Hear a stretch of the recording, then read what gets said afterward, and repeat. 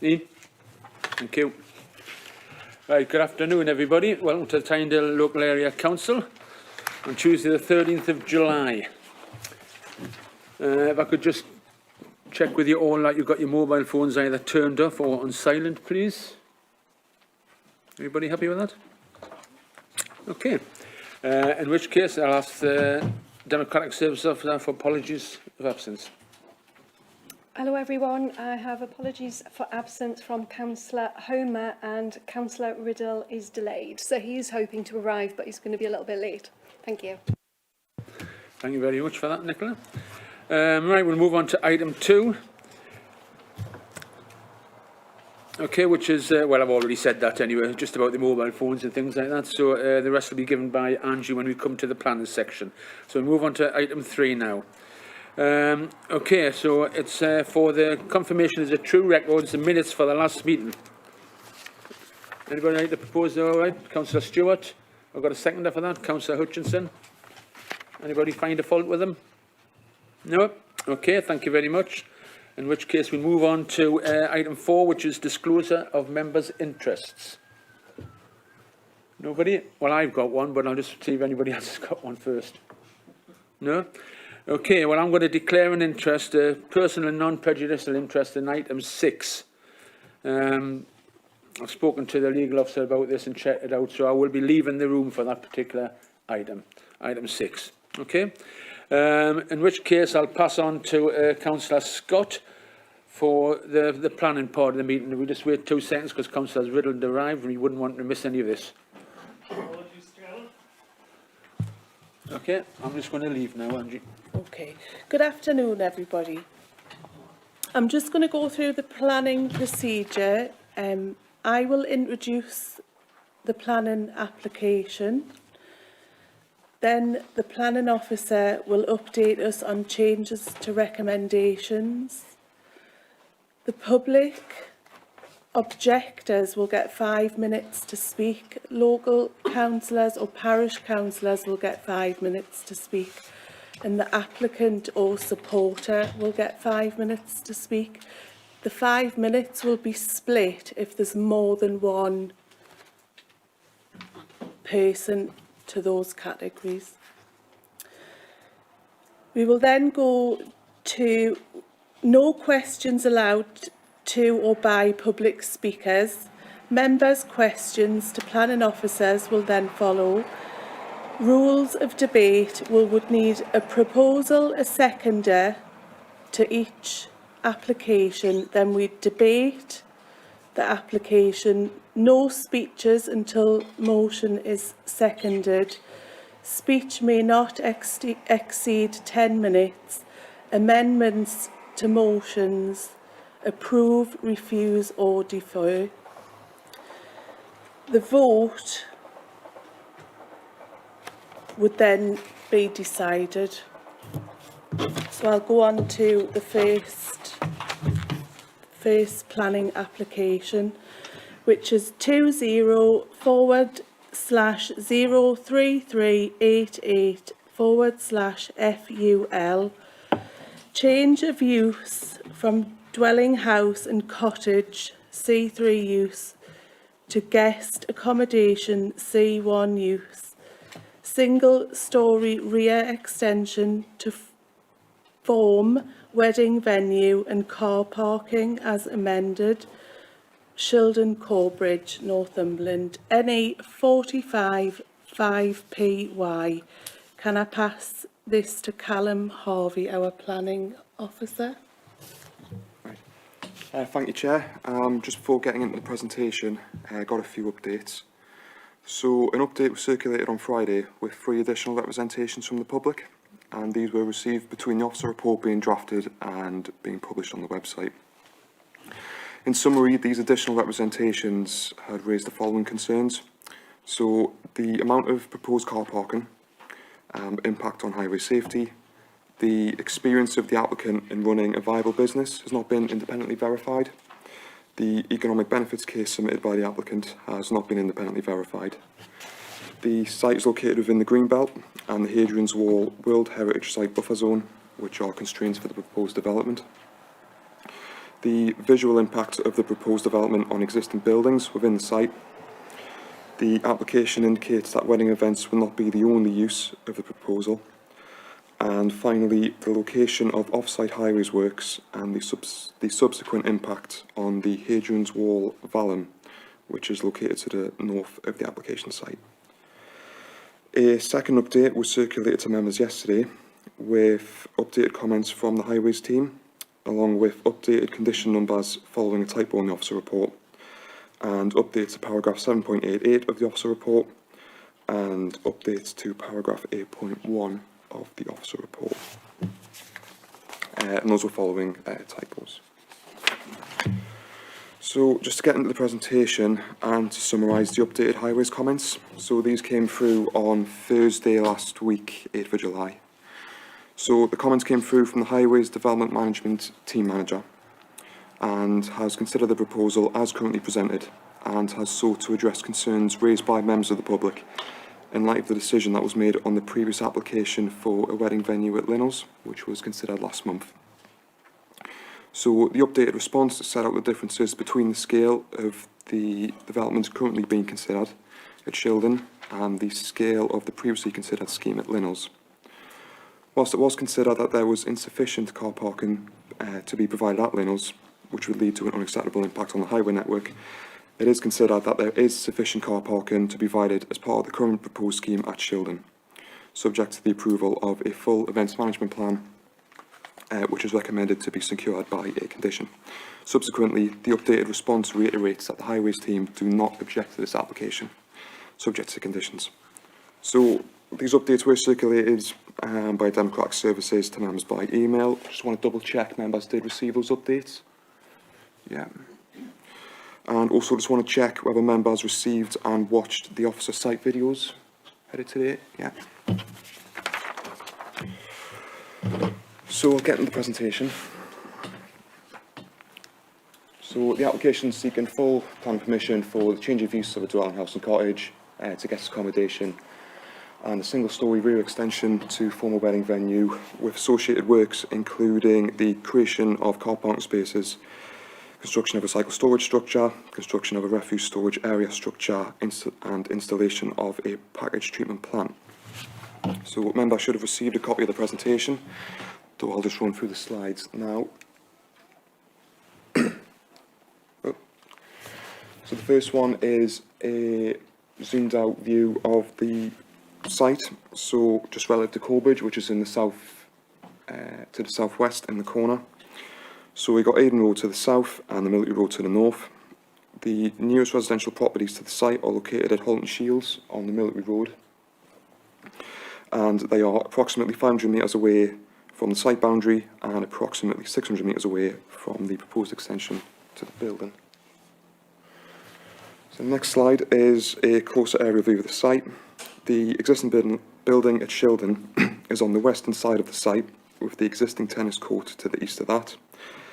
Access is sought from the public highway to the east, and there is a belt of trees along the west, north and north-east boundaries of the site. The site is surrounded by agricultural fields. So the next site is the proposed site plan. The application site is outlined in red, and the extent of land owned by the applicant is outlined in blue. The plan shows that the proposal seeks to extend the northwestern elevation of the main building and create car parking to the east of the building. The proposed package treatment plant would be located off to the southwest of the main building. So the next slide shows an elevated view of the site. This was submitted as part of the applicant's design access statement.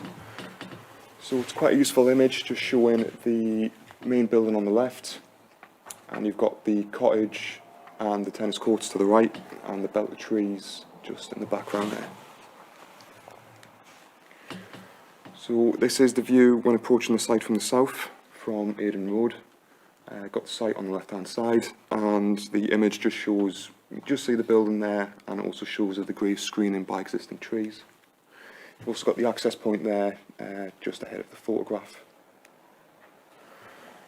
And this is a second photo showing views of the site from the Military Road to the north.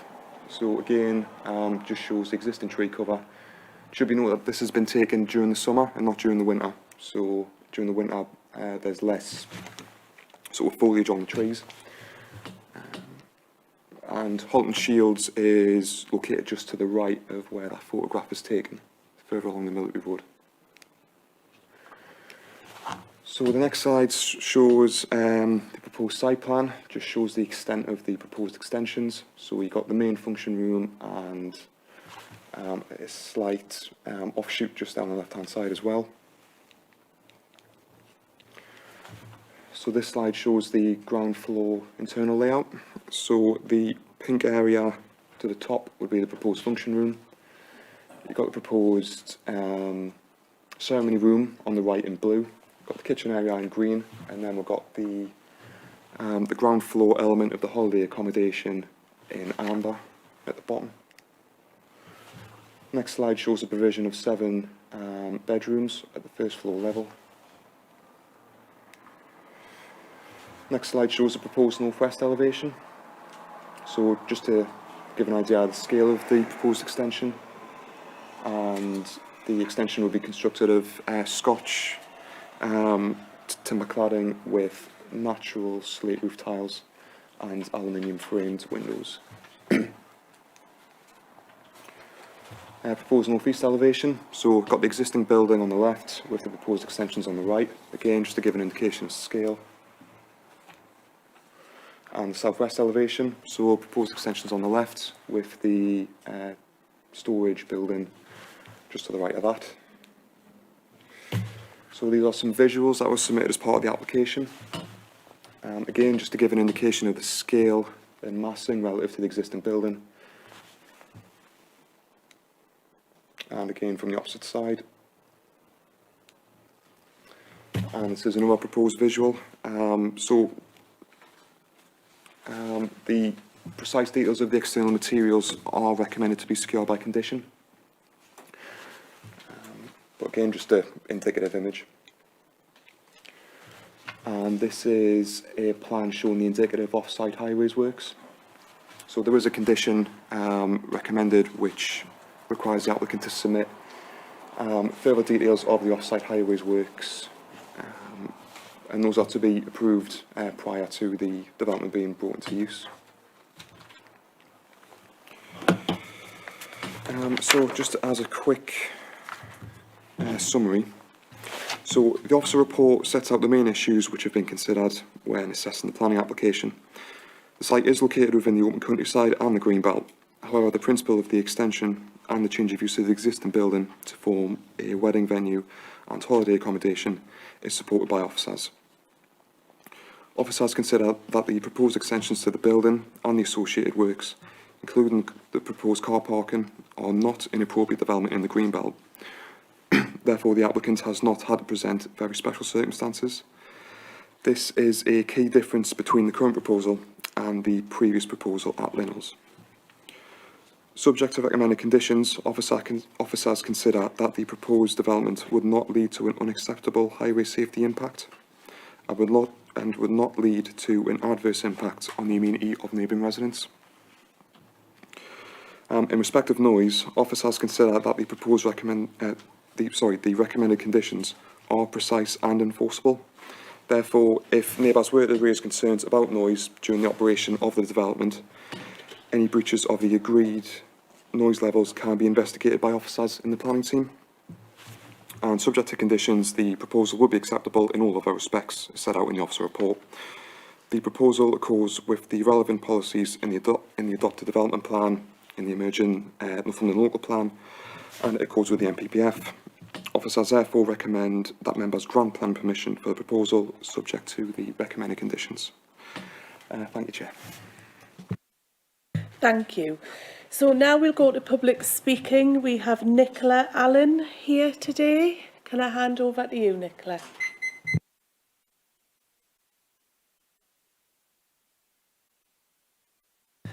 Nicola, you have 5 minutes. Thank you, okay? Chair. Thank you, members. My name's Nicola Allen. I'm a Chartered Town Planner, and today I'm acting on behalf of the occupiers of Shildon Grange and also 10 other properties at Halton Shields. And I'll give the names to the clerk of all those properties. I think it's just by way of background to say, how did we get here? This applicant was given a very lukewarm pre-app response, but what they did is they bought the property anyway. They put together a very lightweight, poor planning application, and actually they've gone onto site and they have started some works. The applicant claims to be an experienced operator, but you have no evidence of that. I think we have to be clear that this is a commercial wedding venue use. It's not tourism, and therefore in policy terms it takes no support, for example, from policy CS1, INF2 or ECN 16. The last minute suggestion by the applicant that the venue may be available for charitable use is just groundless, and that shouldn't be taken into account. The economic case is interesting because it reveals that this is intended to be a very substantial business. They say that there will be 30 permanent jobs in year 1, rising to 50 in year 2, and that includes 4 full-time managers, 4 full-time chefs, and of course that will have a significant impact on the local environment and amenity, the scale of that business. And that doesn't include other types of staff that may be necessary. It's not in a sustainable location. Your case officer has told you that. And also Highways Development Management says and said in relation to the Linnells application, it's inevitable that guests will travel by car. And if you apply the advice that the HDM gave to you last time you sat on the Linnells application, then this requires at least 67 car parking spaces in year 1 and 99 in year 2. And that doesn't include, that's just basic staff. It's not sort of hairdressers, beauticians, stylists, band members, etc. And your HDM did not say that the parking provision is sufficient. He said as recently as the 8th of July, there is less parking under provision to resolve. So your highways manager tells you there's under provision. It's in the green belt, and of course government tells you great weight should be afforded to preserving the green belt and keeping it permanently open. You'll see from the visuals that you've seen, the extension is full height across the back. It's 2 bays deep in places, and it's the full width of the back of that range of buildings. The 38% increase is on the historic asset as a whole, including all the outbuildings, so it's not just the house that's been measured. We say there will be a significant impact on openness, and that is harm by definition. It's not simply where you see it from, it's a policy definition harm. We say if the applicant or the business wants to accommodate 200 guests, this is not the right building and it is not the right location because it requires so much alteration. Just turning to openness, this is incredibly relevant. It's not just the building, it's the movement of the traffic, the people, the intensification of the activity, and that was taken into account on the Linnells application as well. There's no limit on the frequency of events, so events could take place every day. And to say, for example, that the parking is temporary because it's only used for events, I mean, that's just nonsense. That would apply to any other planning application. 2 main issues, really, 3 main issues, 2 on amenity. The conditions as they're drafted allow for a 10 decibel increase at noise-sensitive receptors, and that's actually a doubling of noise. And my question is, why is it not the same sort of conditions that have been put on other wedding events, for example, 90% of background levels? And, for example, why allow a scheme to be built and then ask for noise levels to be taken? Because it may be too late to resolve very important issues. Also not taken into account is the assessment of noise from people outside the venue. That's called the Lombard effect, and also of people leaving. Turning to traffic, obviously the traffic is going to arrive in a very short window for events, and there's obviously going to be a very obvious increase on the local roads. We say legally you can't enforce the one way on a public highway, and there will be problems with the very dangerous junction onto the Aden Road. It's known that there's low pressure water in the area. For example, Shildon Grange is a private house, and that needed a new supply simply for private use. We say that this only has policy support if it doesn't have an unacceptable impact on residential amenity. Permitted development is a huge issue because under permitted development, this applicant could put a marquee up for 28 days of the year, park in the field, and you couldn't stop them doing that. So we say you must have that in your mind as well. That's a very important concern for local people. Thank you. Thank you, Nicola. So now I'll hand over to Simon Glover. Okay, Simon, you have 5 minutes. Thank you. Good afternoon. My name is Simon Glover. I'm the applicant. Firstly, I'm delighted that the Local Planning Authority has recommended our application for approval. Whilst my business partner Martin and I are disappointed that a number of those living half a mile away from Shildon have opposed the scheme, we understand why an application of this nature has attracted interest. However, we can assure those with concerns that we will endeavour to be excellent neighbours and bring much positivity to the area. For those who continue to have doubts that both planning and licensing safeguards are in place to ensure we operate within the rules.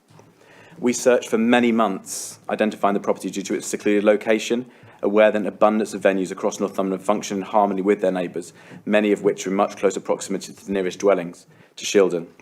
My local upbringing in Hexham, and both Martin and I's many years working in Northumberland, means we understand the importance that peace and tranquillity has to those who live in the countryside, so we do not underestimate our responsibilities. I am keen to use today's time to discuss the many benefits our scheme will afford. These include an improved road system, regeneration of land, replacing all fossil fuels with renewable energy, significant employment, financial injection into the local supply chain, and the rise in footfall and knock-on spend for local business from increased visitor numbers. With regards to roads, works required by highways to include passing places and widening will lead to an improved country lane with ongoing wider public benefit. With the implementation of an event management plan that includes marshalling when wedding guests arrive and leave, any increase in traffic will be managed with little effect on the relative few that use the road. In addition, where wedding numbers are expected to be high, the use of eco-friendly minibuses to transfer larger groups of guests in several vehicles to and from the venue will further reduce any potential impact on the environment and the sea road that serves the property. We plan to regenerate a small portion of land, enabling many thousands of people to enjoy the beauty of Shildon and the nearby area.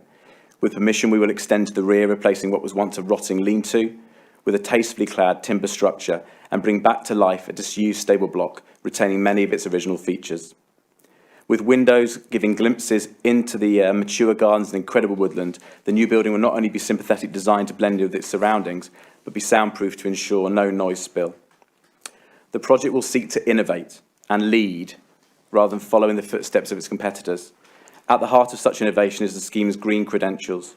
If members agree with the officer's recommendation to approve the application, we aim to be one of the most environmentally aware venues in the region by introducing renewable and sustainable energy. With the installation of heat pumps, solar panels, rainwater harvesting tanks and charging points for electric vehicles, our intentions are clear.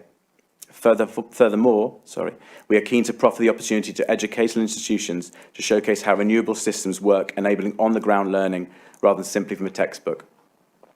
With the property used for weddings only a relatively small portion of the year, we would engage leaders of local community schemes to understand how they can use the space, as we are keen to facilitate opportunities where a diverse number of projects can benefit. If granted permission, the local impact of this project will be vast and fast. The wealth of expertise within the current team gives us a combined 50 years of wedding and events management related experience, with owners who have been responsible for multi-million-pound budgets and large teams of people. This knowledge has enabled us to confidently forecast employment of 50 diversely skilled, permanent staff within 2 years. Although this may appear bold, we believe it is likely to be prudent. We endeavour to employ as many of those 50 people from the local area, bringing opportunities to a sector of the job market that has suffered more than most in the past 18 months. In addition to the many employment opportunities our scheme will have, a considerable positive effect on hospitality supply chain businesses that operate alongside the wedding industry in Tynedale and surround. There are also the undoubted benefits generating an increase in tourism, where numerous guests will spend locally in shops, restaurants and pubs, while staying and paying for holiday accommodation in hotels, B&Bs and rented properties. For some, it may be their first visit to the county, leading to further spend, when many of them return in the future. The new Northumberland local plan places great emphasis on tourism and hospitality, so we believe ventures such as ours should be supported where possible. We are excited by the diverse mix of benefits our venture will provide, and that the success of such a project offers opportunities to so many. Therefore, a management team will be dedicated to ensuring the long-term viability and sustainability. As Chair Sesford said in the lead-up to the most recent local elections, kick-starting the local economy and creating the right conditions to encourage new investment, business and jobs is vital. This includes more and better events, new experiences to try and places to stay. Regardless of politics, we have faith that representatives on the committee echo this sentiment, and coupled with the scheme meeting all planning requirements, trust members will be keen to support this application. Thank you. Thank you, Simon. So now we'll go to members' questions to planning officers. Councillor Stewart.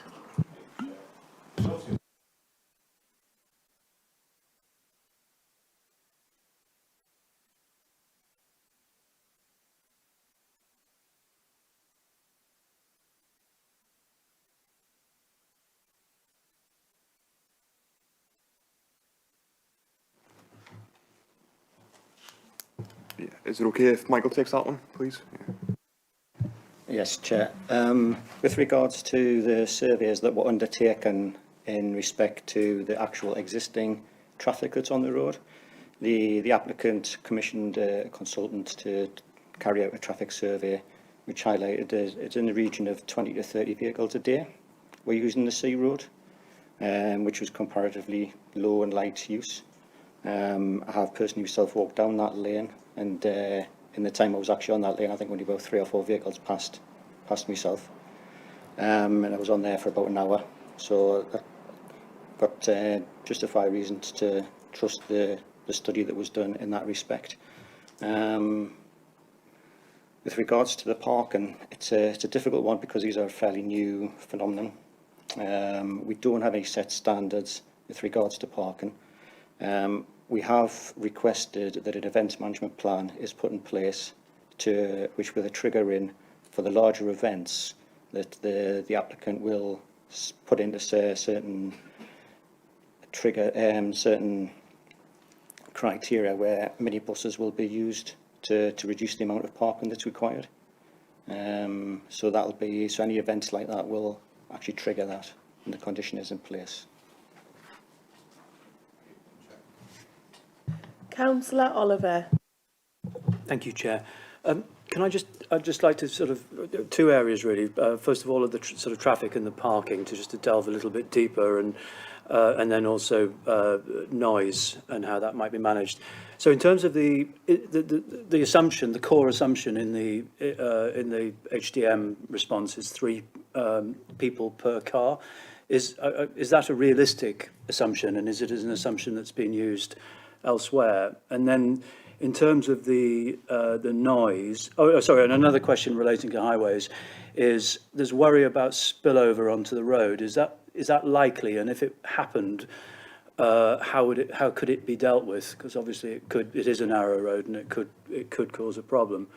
On noise, I'm just keen to understand how that will be managed. And I've read the conditions, and I understand that there's a noise management plan. But what happens? I think the officer said that it could be investigated by the planning department. But what would happen if it was investigated, and how would a breach of the plan be dealt with, and to the satisfaction of the neighbouring properties, albeit half a mile away? Touch on the noise first. So in terms of the conditions, so officers have reviewed them before recommending them, and they are considered to be precise and enforceable. So from an enforcement perspective, if there was a situation where neighbours felt there was an excessive amount of noise and they wanted officers to investigate it, what the enforcement team would do is they would open up an investigation, and if it was considered that there is a breach, then officers may then take enforcement action against the operator of the development, and it could potentially get to the point where the operation is actually ceased until it's resolved. So yeah, in terms of, do you want anything to add to that, Alex? Add one point. So out with the planning system, if there are any noise issues, there's also the statutory nuisance investigation process, and there's also noise conditions connected with liquor licensing as well. So both of those factors can also be used should noise issues arise. So, on the whole, there are quite a few conditions on this. We do consider that they are tight enough, which is why we're recommending approval. So yeah, if there's any issues in terms of noise, the conditions are enforceable. Yeah. In terms of highways, could I pass it back over to Michael again? That's all right.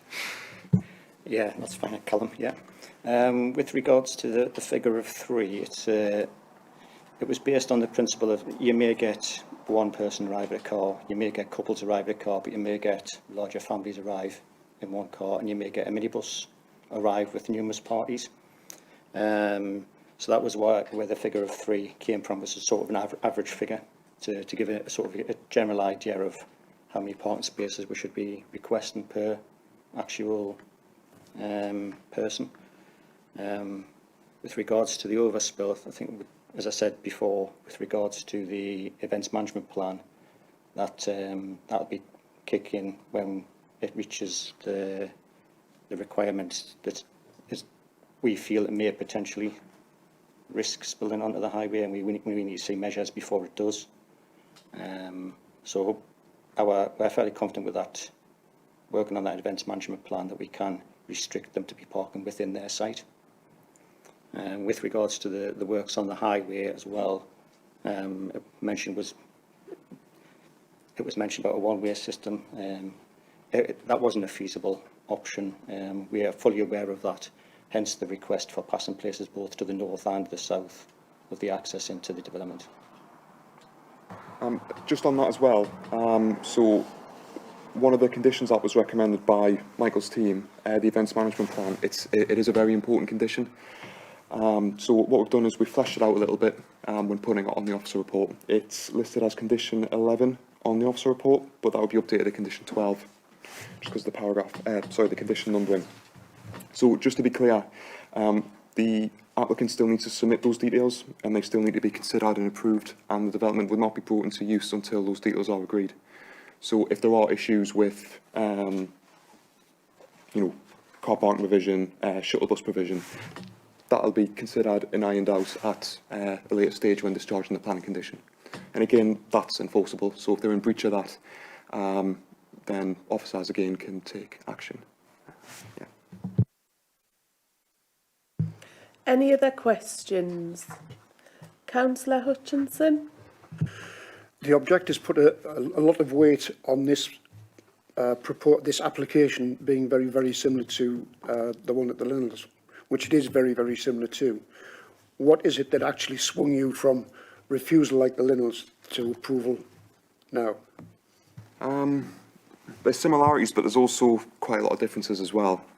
So the one at Linnells, yes, they're both wedding venues, but what members need to be mindful of is that each application needs to be considered on its own merits, and there are differences between the two sites.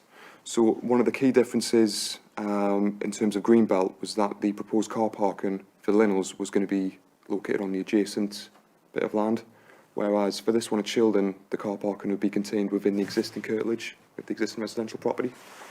The scale of the additions at Linnells were also different to the scale of the additions here at Shildon. So that was just in terms of Greenbelt. In terms of highways, the provision of car parking wasn't considered sufficient for something of that scale. So yes, it is acknowledged that Linnells was a smaller scale development than Shildon, but the amount of car parking was significantly smaller, and that's something that was flagged by the updated highways response from last week. The other issue as well was heritage assets, so there were some pretty significant heritage issues with the previous scheme, which aren't present with this one.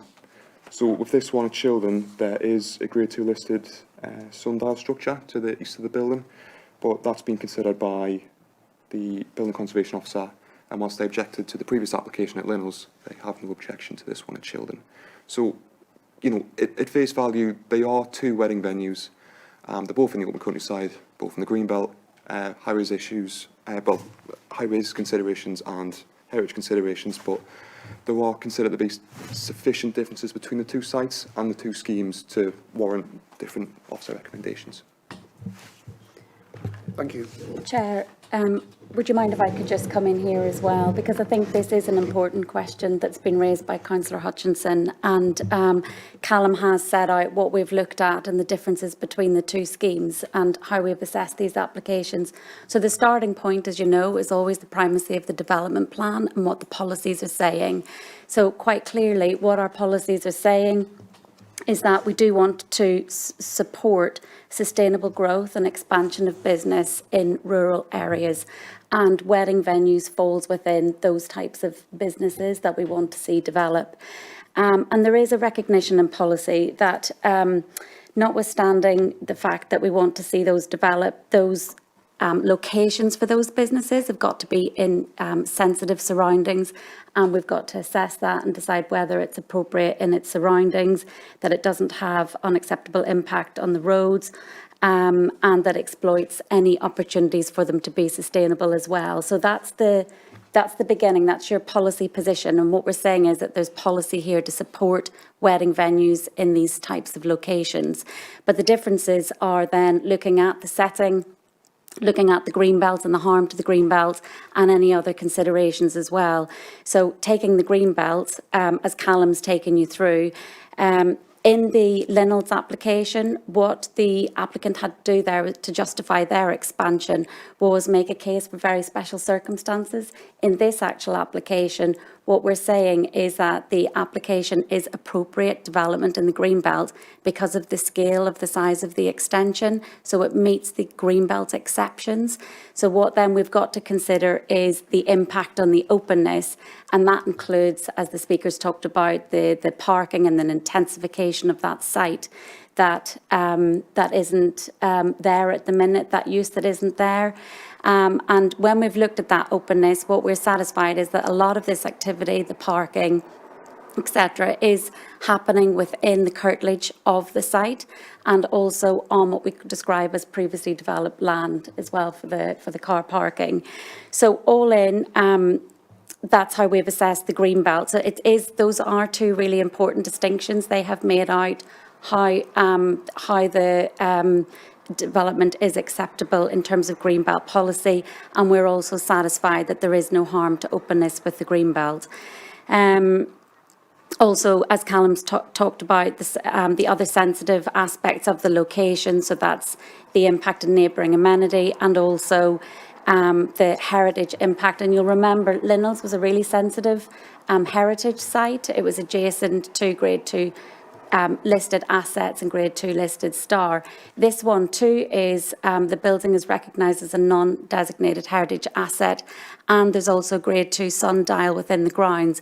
But our building conservation officer, different to Linnell's, has of the view that there is no harm to the setting of either the sundial or the non-designated heritage assets. So what we're asking you to do is weigh up all the material considerations here, and we've done that exercise, and Callum's done that really thoroughly in the report, and come to the view that those material considerations on balance lead us to the conclusion that this is an acceptable development.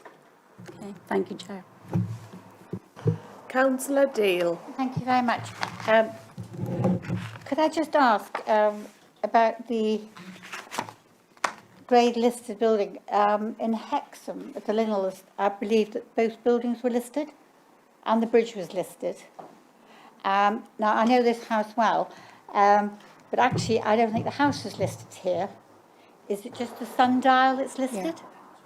Sorry, at Shildon, Councillor Dale. Yes. Yes. So at Shildon, the house is a non-designated heritage asset, Absolutely, thank you. but there is a Grade 2 Yes. listed sundial in the curtilage of the house. Yes, sorry, Yes. I know that. It's just what I wanted to do was clarify that actually it's not a listed building. Correct. Thank That's you. right. Yeah.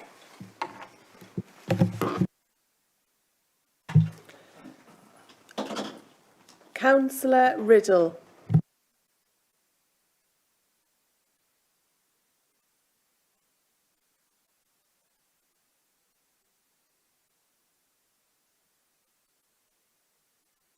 They're quite low levels there, aren't they, those levels of sound? I mean, I'm not an expert on decibels, but I think I've read something about what likes of a quiet dishwasher would be sort of 30 to 40 decibels. Am I right there, just to try and get a handle on what you're saying in noise level in reality?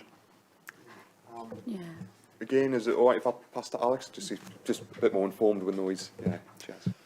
I think that's probably a good kind of comparator there. I mean, my voice is obviously being amplified at the moment, but if I was standing in front of someone speaking, that would be about 55 decibels.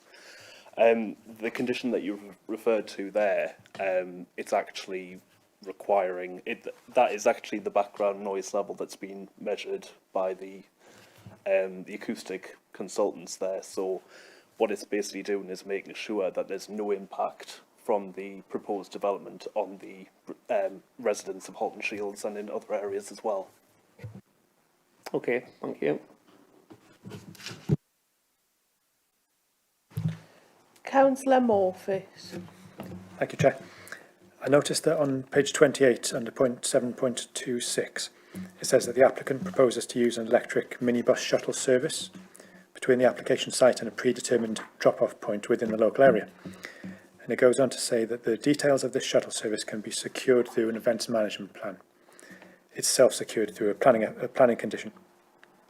Before I ask my question, I'd like to say how impressed I am by the applicant's proposal. I was concerned that the site suffered from a lack of sustainable travel options, but the idea of an electric minibus shuttle service between the application site and a local transport hub such as Cottage strikes me as being exactly the kind of idea that brings this application into the 21st century. I noticed, however, that under condition 11 on page 45, it states that the events management plan will include details on the provision of a sustainable shuttle bus service. And I also noticed that Mr Glover referred to an eco-friendly minibus service in his speech. So that leaves me wondering how the planning officers define the word sustainable in the context of condition 11, and whether it might be appropriate to condition that the minibus used is a fully electric one. Councillor Morfitt, can you get to the question, please? Sorry, Chair, I think we were discussing the fact when Councillor Morfitt actually... Oh, sorry, Councillor Morfitt. Sorry about that. Sorry.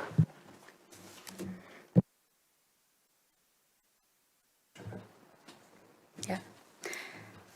Okay, so just to recap, Councillor Morfitt, your query is about whether we could amend condition 11 to include an electric minibus transport system rather than sustainable.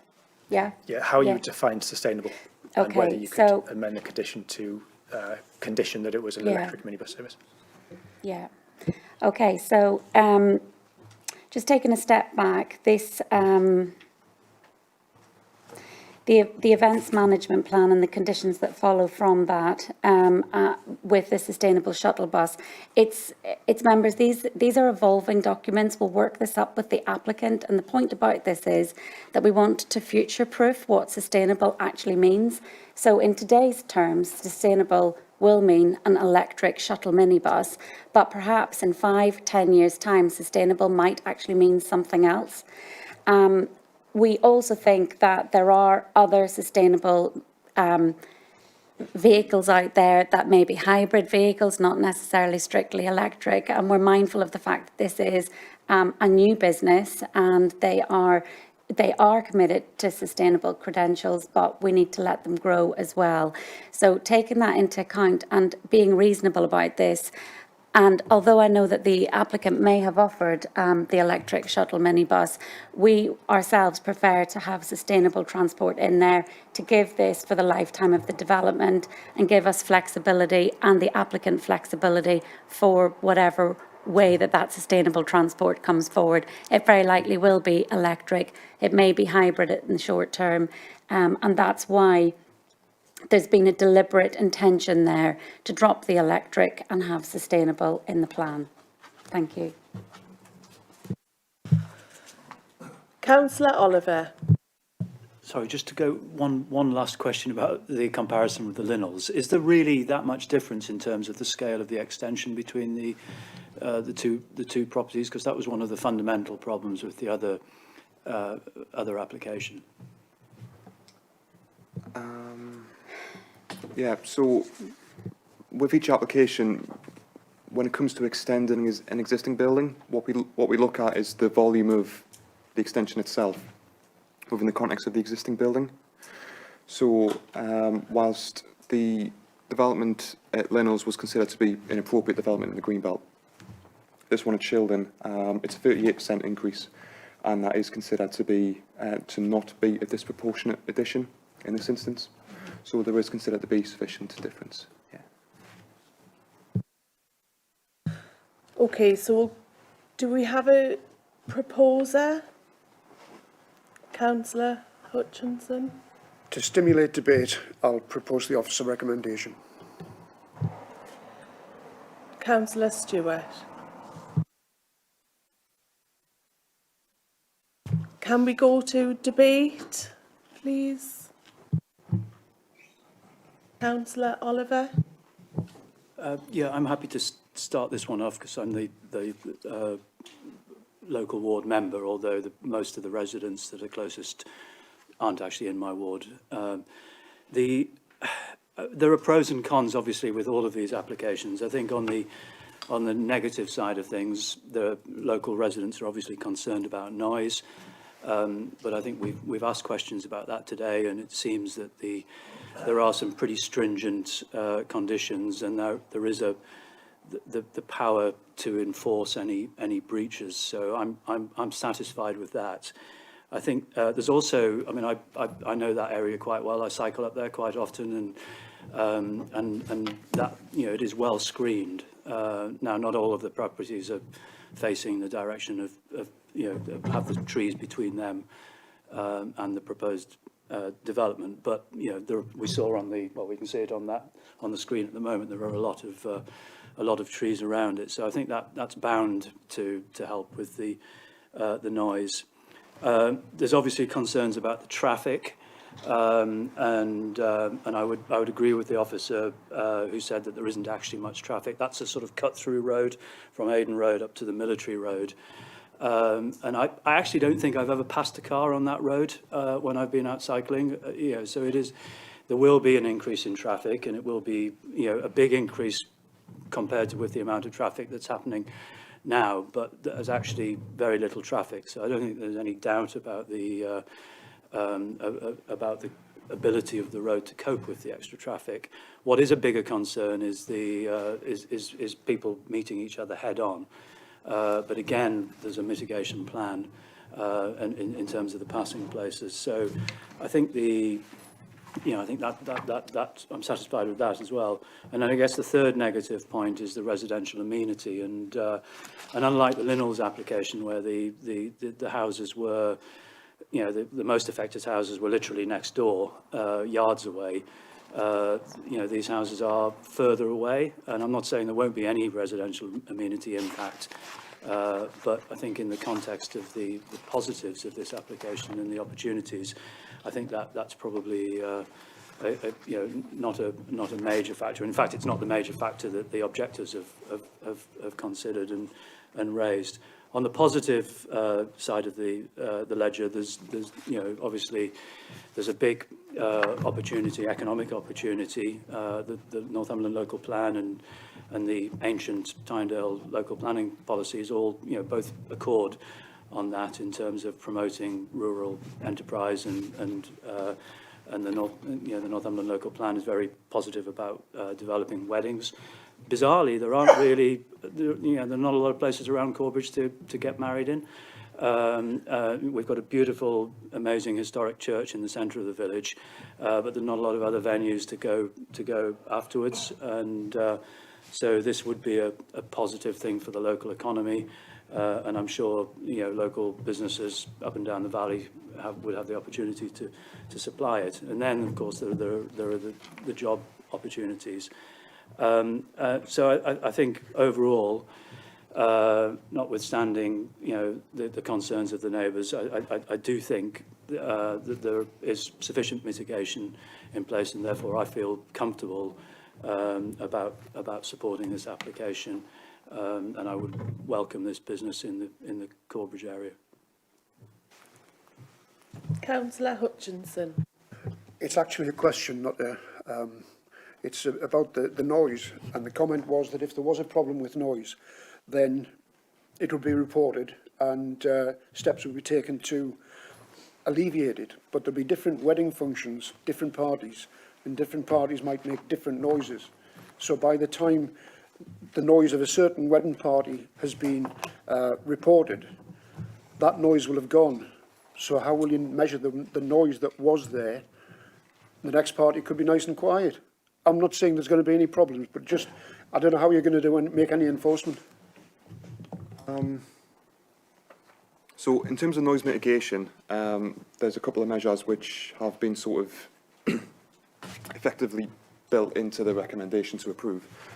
First one is the use of insulation in the construction, and the second one is keeping openings closed. I suspect if there probably is going to be a breach of the noise limits, it's probably going to be something to do with openings. So yes, there may be a particular instance where openings may be open, say when people are exiting, entering or exiting the building, and the doors are open for a brief moment, and there might be a very short period of noise.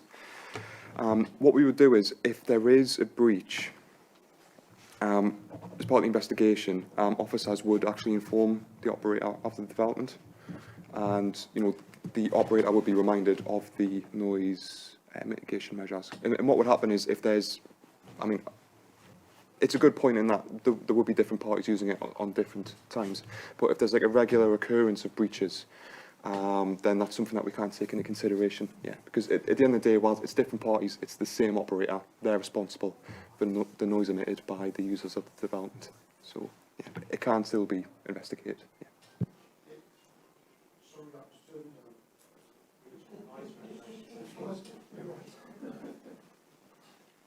Thanks for that. I'm still rather concerned that different parties will have different noise levels, and the noise will have gone by the time it's actually reported, if there is a noise. Again, we'll be keeping a log of that. So, and again, it's the operator's responsibility to keep noise within the limits. So yes, different parties, but it's the same operator. What I would just add to that, please, is exactly as Callum said there. One of the strengths of the conditions that have been put together is there's a real emphasis on the sound insulation properties of the facade. So whatever parties are going there, be they small, large, or middle size, obviously the noise is controlled well to a high standard within the area that it's actually required. As I said previously as well, there's obviously out with the planning system, there's also the noise complaints process via the statutory nuisance route. So if we have a situation where several different parties week after week are causing a noise issue, a complaint could be made to the environmental health team of the council, and the noise issue could be dealt with via that route. Councillor Dale. Thank you. Can I just mention one or two things, first of all, about noise? I don't know how many of you were here when we allowed the planning application for a wedding venue at Healy Barnes. And Healy is just a tiny little, it's part of a farm, and it's very next door near the church. It's hardly 2 fields away from the church and houses, and there was uproar about noise, etc. Can I just say to you that the conditions that the county council put on, and this is going back 5-6 years, there's never been any complaints. In fact, the residents, and there's quite a few of them, and they shout loud and clear, have said it hasn't made any difference to their lives at all, and actually it's welcome to the economy and to the local people who are coming to this lovely venue. Also, so these were houses very, very close to Healy Barnes, and they haven't had any disruption in their lives at all because of the conditions that have been put on by the county council. Secondly, we had the same problems with transport and road, and once again the county council put on some very stringent conditions about parking places, etc., and there has been no impact on that road at all. In fact, it's growing and growing, and they have Christmas functions, they have a lot of all kinds of conferences, and goodness knows what. It's been really good for the economy. It's a lovely place to be. Can I just say that I believe in consistency. If I thought that actually this application would cause neighbours harm in any way, I would say so. But I have to say that if you look at Healy Barnes was very close to residents. This Shildon is a long, long way away in comparison. So what I would like to say, I think anything that brings and helps the local economy, I hope we'll get some local employment out of it. And maybe actually it looks like the amount of applications we're getting in for wedding venues, we're going to be the wedding place to be in England. I don't know, but it's a lovely place to be. And I do support this application. Councillor Kennedy. Thank you. I am utterly convinced that this looks of great high standard. I think the applicant has gone through really good detail to convince that this application is of merit, that it will bring economy to the area. The local members highlighted the limitations in Corbridge and the surround. I think this is going to fill that gap. So I welcome this, and I would urge other councillors to do similar. Thank you. Any other questions of debate? So now I'll pass over to Neil Masson, who will see what we are voting for today. Thank you, Chair. The proposal is simply that this application be granted subject to the conditions as set out in the report. All those in favour, please indicate.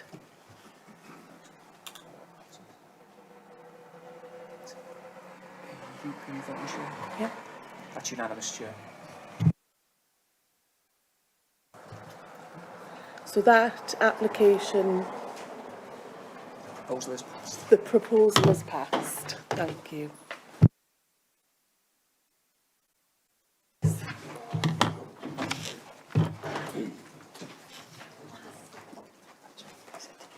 No.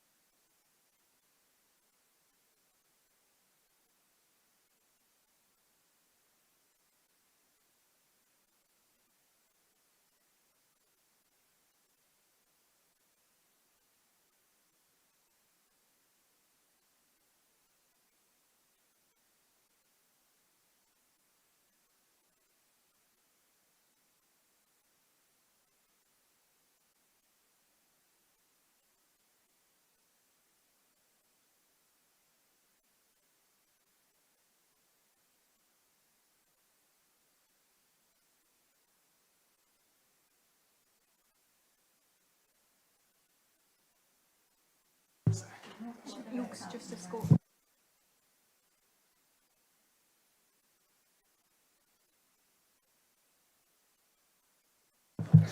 Agenda item 7. Planning application 20/03048/FUL. Erection of freestanding restaurant with drive-through facility, car parking, landscaping and associated works including customer order displays. Proposed small retail unit, a the land north east of Tesco, bunker site, Aylmouth Road, Hexham, Northumberland. So I'll pass over to Neil Armstrong, our planning officer. Thank you, Chair. Firstly, just run through a few updates. So a further 19 representations in objection and 24 in support of the proposals have been received following the publication of the committee agenda and report. Just to cover those main points, the comments in objection refer to the following concerns: impacts on other food outlets and the town, will generate waste and litter, increased car trips and additional traffic on Aylmouth Road, Station Road Junction, lack of suitable pedestrian and cycle links through previously approved access design, effects on health and well-being, adverse impact upon Tyne Green, including litter and increasing cars, out of character with the historic environment and fails to take the opportunities available for improving the character and quality of an area and the way it functions, mass production of meat with effects on climate change and animal welfare, increased traffic and effects on climate and air quality and contrary to the Hexham neighbourhood plan. The comments in support refer to the proposals being a good addition to the town and offering further choice, a welcome investment and new businesses to the town, and will create employment and footfall, and will increase visitors to the town alongside Travelodge.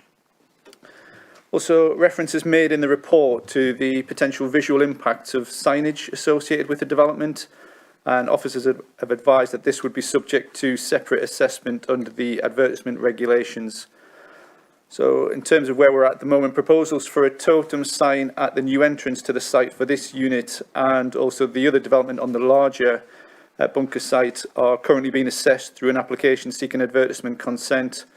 And in addition, the council has also recently received 2 applications seeking advertisement consent for signage for the proposed McDonald's development, which are now being consulted on.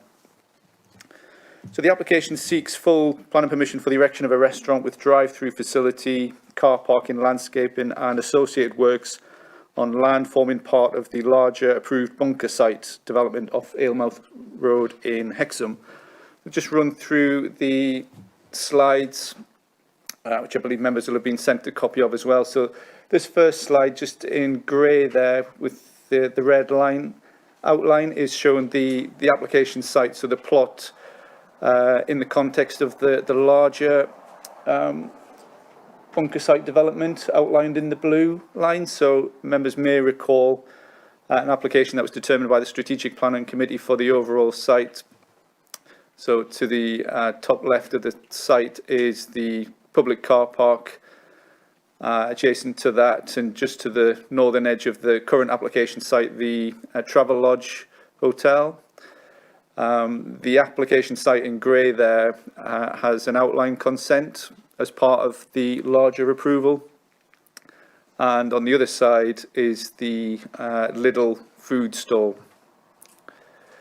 This slide is something that was submitted by the applicant for the previous application as well, and it's just a useful slide to show the aerial view with the application site, the larger bunker site development outlined in red, and just showing the relationship with heritage assets. So the blue area is the wider conservation area, and some of the key listed buildings in white, including to the southeastern boundary here, the listed walls and abutments that were subject of discussion as part of the larger development. So this is a current view just taken in the last week or so from the main approach into the town, heading towards the roundabout with Aylmouth Road and Station Road. And just off to the right there, you can see the Lidl store, the framework under construction, and the proposed development subject to this application would just be to the right of that.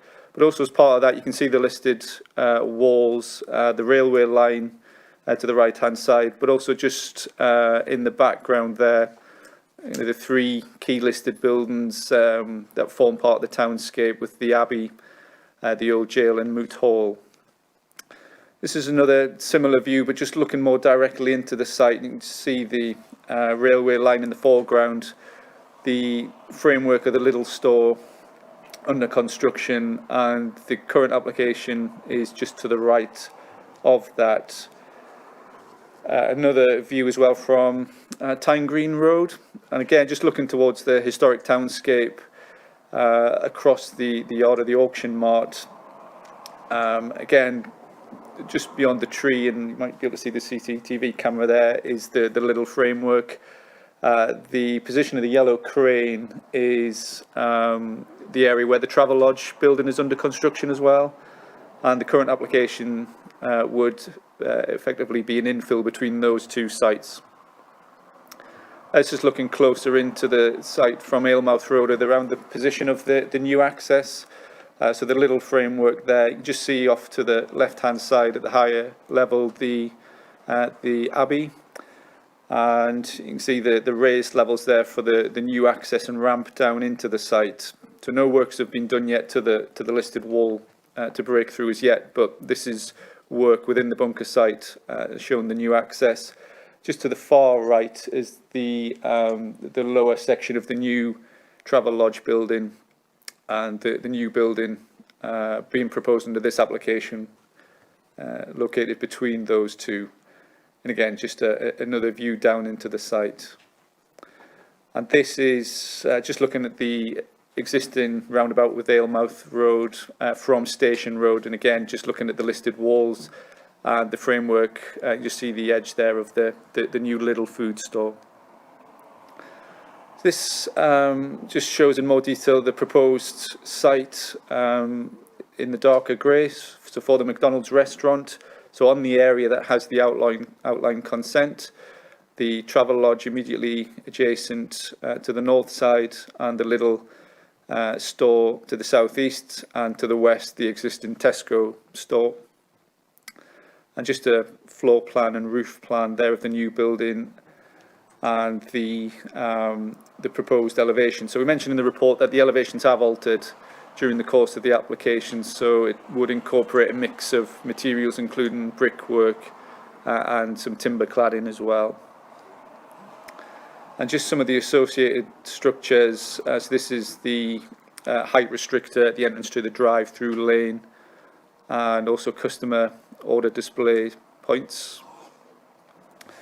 Now, we haven't had visuals as part of this current application, but the applicant has referred to those that were submitted as part of the hybrid application for the wider site. So this is just to give an idea. They're also referenced in the current heritage statement, but this shows a visual from the new access down into the site. So on the approach to Aylmouth Road and Station Road junction. You can see the listed buildings in the background at the higher level there, but just looking down into the site with the relocated wall heading down into the site to form the access, the little store in the foreground, and then the higher building being the Travelodge, and the current application would be in between those. There is just a similar viewpoint there looking towards those two buildings under construction at the moment. The outline application did include just this indicative massing for how something may sit on the plot there as part of the hybrid application. And again, just a similar view from Tyne Green Road. So the officer report sets out the main issues that have been considered in the assessment of the application, including the principle of this form of development within the context of its location and as part of the wider approved redevelopment of the bunker site. Design and effects on heritage assets and the character of the area, access and highway safety, flood risk and drainage, ecology and matters of public protection. As set out in the report, it's considered that the proposed development would be acceptable in this edge of centre location and forming part of the wider bunker site, which has the extant permission for a large-scale mixed-use redevelopment and includes approval for broadly similar main town centre uses. Given that the principle of redevelopment of the site has been established and having regard to the proposals as submitted, the application is considered to be acceptable in this location in principle.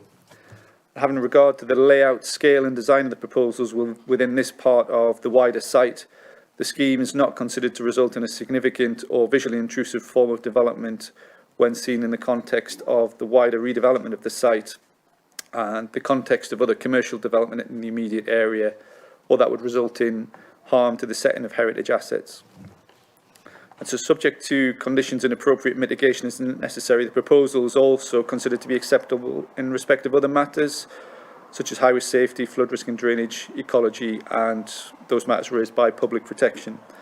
So the proposal is therefore considered to result in an acceptable and sustainable form of development in this location and as part of the wider consented scheme, having regard to the development plan and the MPPF, and its recommended permission is granted subject to the conditions as set out within the report. Thank you, Chair. Thank you. So we don't have any public members who want to speak or local councillors, so we'll go straight to members' questions to planning officers. Councillor Hutchinson. It's a highways question, actually. The third last slide that you showed, Neil, it shows a little bit of roundabout on there.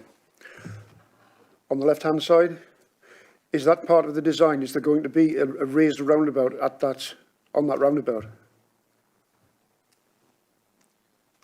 Yeah, just to highlight that the access into there is still going through full technical appraisal at present, so nothing has been fully agreed.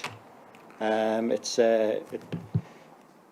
I say, it's going through the full technical appraisal with our team as to what will be in there. Just that roundabout is a notorious roundabout. It just has a dot on the road at the moment, and vehicles coming from the north into Hexham going along towards Tesco's inevitably just come straight over the railway line and never slow down or hardly slow down. And there's been quite a few near misses on there. I did sort of request at one time that it was a raised roundabout, like a dome, but unfortunately that didn't happen. So I would like to think that this is going to happen this time.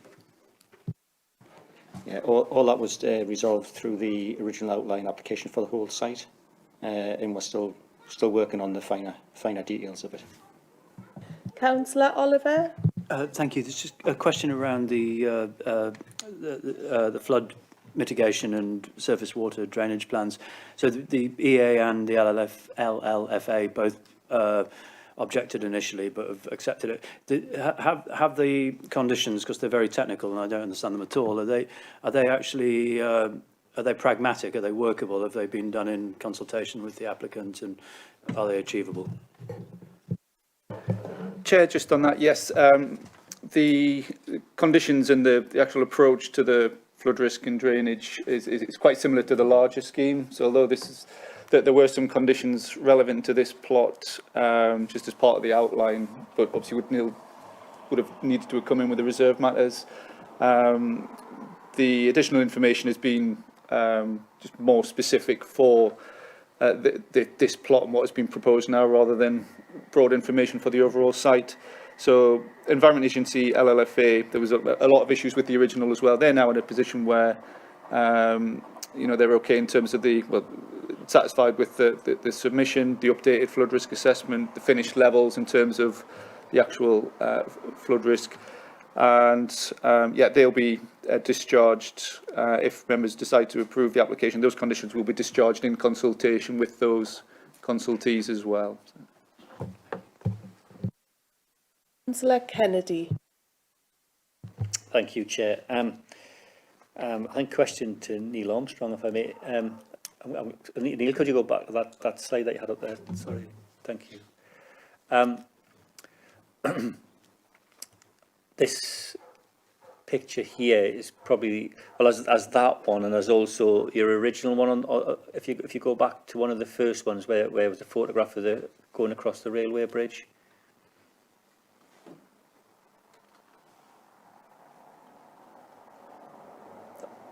Yeah, that's it. So that's probably the most iconic view of Hexham. If you look at it historically, that it's always that over that railway bridge, and you have the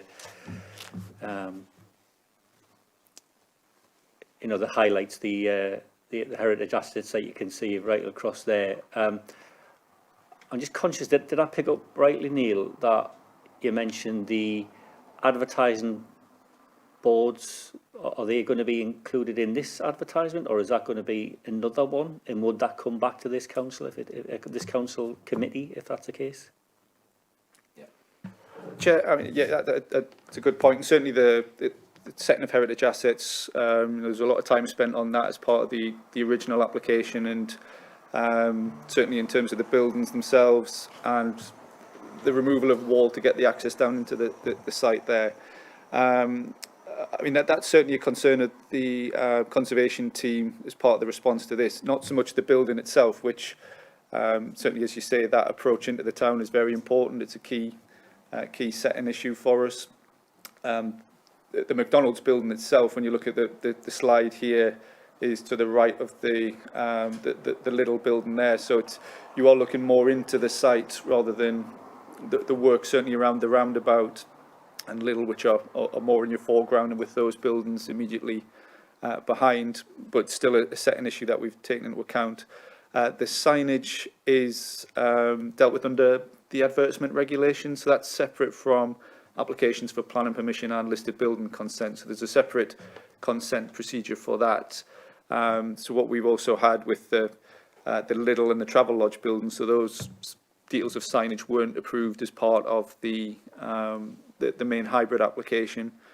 They are now being looked at in consultation with conservation team as well, and Historic England, just given the interest that they had in the application, and also our highways colleagues because of the public safety element and illumination.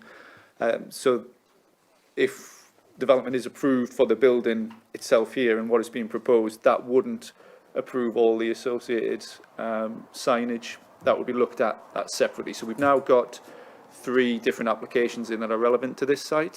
So there's a larger monolith sign right at the entrance, which would include, what you expect to see in terms of the site itself, the car park and the Lidl, the Travelodge, as well as the McDonald's. So that's being consulted on. There are objections to that from various parties. There's no recommendation on that at the moment. And also just more recently 2 specific applications by McDonald's for signage on the building itself, but also a separate application for a totem sign within their site as well. So they would be looked at separately, but they do raise similar issues that we have to consider in terms of assessing the impacts on amenity. And that would, in this case, would be the character of the area, in terms of the size of the advertisements, any illumination, and effects on the setting of the heritage assets. But they are separate applications, but earlier in the process than this current application is. So would they come to this committee or not? It's yeah, I think the scale of development, they're likely to be local area council applications. Now at this stage we'd have to see what the recommendation is and what consultation responses we get. They may well go through the referral scheme and the delegation depending upon that. Yeah. Okay. Thank you. Thank you. Any other questions? Councillor Morfitt? I'm afraid I've got 4 questions to ask, but they are important. Should I ask them all in one go, or give other councillors a chance to ask questions in between? Maybe one at a time. Sure. So I use an organisation called Ethical Consumer to guide my own spending decisions. They give companies a score out of 15 that they call an Ethics score. It's based on a thorough analysis of the company's policies and actions with respect to human rights, workers' rights, animal rights, political activity, the environment and product sustainability. Ethical Consumer give McDonald's an Ethics score of 3 out of 15.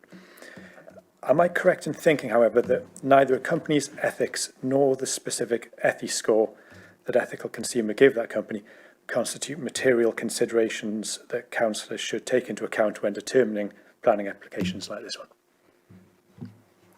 Chair, if I could just come back on that one. Councillor Morfitt, you're right. We don't, this planning committee is charged with, and the training that you've received is charged with looking at the land use and what's proposed. So what you don't take in as a material consideration is the ethics, such as you've talked about, or indeed, you know, who the applicant are. And I know sometimes, you know, there can be committees where you're at, where you have got an issue maybe with the applicant or the developer, but you've got to set that to one side. You're looking at the land issues, strictly at the land issues, and you shouldn't conflate other external issues such as the ethics. So yes, you're right on that, Councillor Morfitt. It's not something you should take into account. Thank you. Councillor Morfitt. Thank you. So my second question relates to point 7.37 on page 70. It tells us that policy TCS6 Part A of the Northumberland Local Plan states that hot food takeaways will only be supported if no more than 35.3% of Year 6 pupils in the town or electoral division concerned are classed as overweight or obese. So this application lies within Hexham Central with Acomb electoral division, as well as within the town of Hexham. The planning officer's report tells us that the proposed development wouldn't conflict with policy TCS6 Part A, but it doesn't provide any obesity figures. So I'm wondering whether the officers could tell us what the percentage of overweight or obese Year 6 pupils are in Hexham as a whole, and specifically in Hexham Central with Acomb electoral division. Chair, could I just come back on that? Thanks, Councillor Morfitt. It's a good question because this is, members, an application for a hot food takeaway and a hot food drive-through here. We don't, in our current policy position, have any specific policy dealing with hot food takeaways, but as our Northumberland plan emerges, we will have that. And the principle of that is to avoid clusters of hot food takeaways around our schools throughout the county, and that's why that policy is being developed. However, it is a material consideration for today, and that's why it's discussed in the report. So just to return to the question, in the Hexham area, the percentage of obese children in Year 6 is 29.9, and what we're saying in the policy that's being developed, it says new hot food takeaways will be supported where they're within a main town or otherwise within an electoral division where no more than 35.3% of Year 6 pupils are classified as overweight or obese. So that threshold there is 35.3. And in the table, cumulatively taking Hexham into account as a town with 3 ward divisions, that percentage is 29.9%. So we're saying it doesn't meet the threshold of that policy, Councillor Morfitt. And sorry, did you mention the percentage of overweight and obese Year 6 children in Hexham Central with Acomb? In the central ward. So this is a different statistic, members, and this is the ward that the McDonald's sits in, which is Hexham Central with Acomb, and that percentage there is 37.1. So just reminding you of the percentage of the trigger in the policy is 35.3. So it is above that for that ward. Now, what colleagues and policy are saying is when they have developed this policy for towns, they take the average for the electoral wards in the town. So that's why we've got the average such as that, Councillor Morfitt. But you're right, in that particular ward, it would meet the trigger because of the numbers of obese Year 6 children in Hexham. So it is interesting. And members, that is, what we're saying is that is a material consideration. What we're saying is it's not a policy. It's not policy at the minute. It's part of the statistics that have informed the policy for our emerging plan.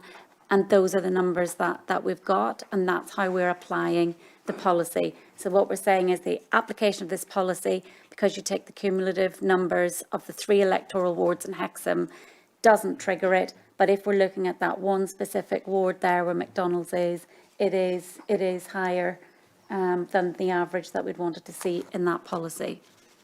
Thank you. Thank you, Chair. Councillor Morfitt. Thank you. My next question relates to litter. There's quite a bad litter problem on the main roads in my ward, Humsoft, and a number of residents have told me that they're concerned that the presence of a McDonald's in Hexham will make the problem worse. It does seem to me that McDonald's are trying to do their bit when it comes to littering, but I'm also concerned that their efforts are going to be concentrated on the immediate vicinity of the site, and that the problem will extend much further than the company feels that its responsibility extends. Condition 23 says the development mustn't be brought into use until a litter management plan and strategy for the site have been submitted to and approved by the County Council. Would it be possible for me to view that litter management plan and strategy when it's submitted?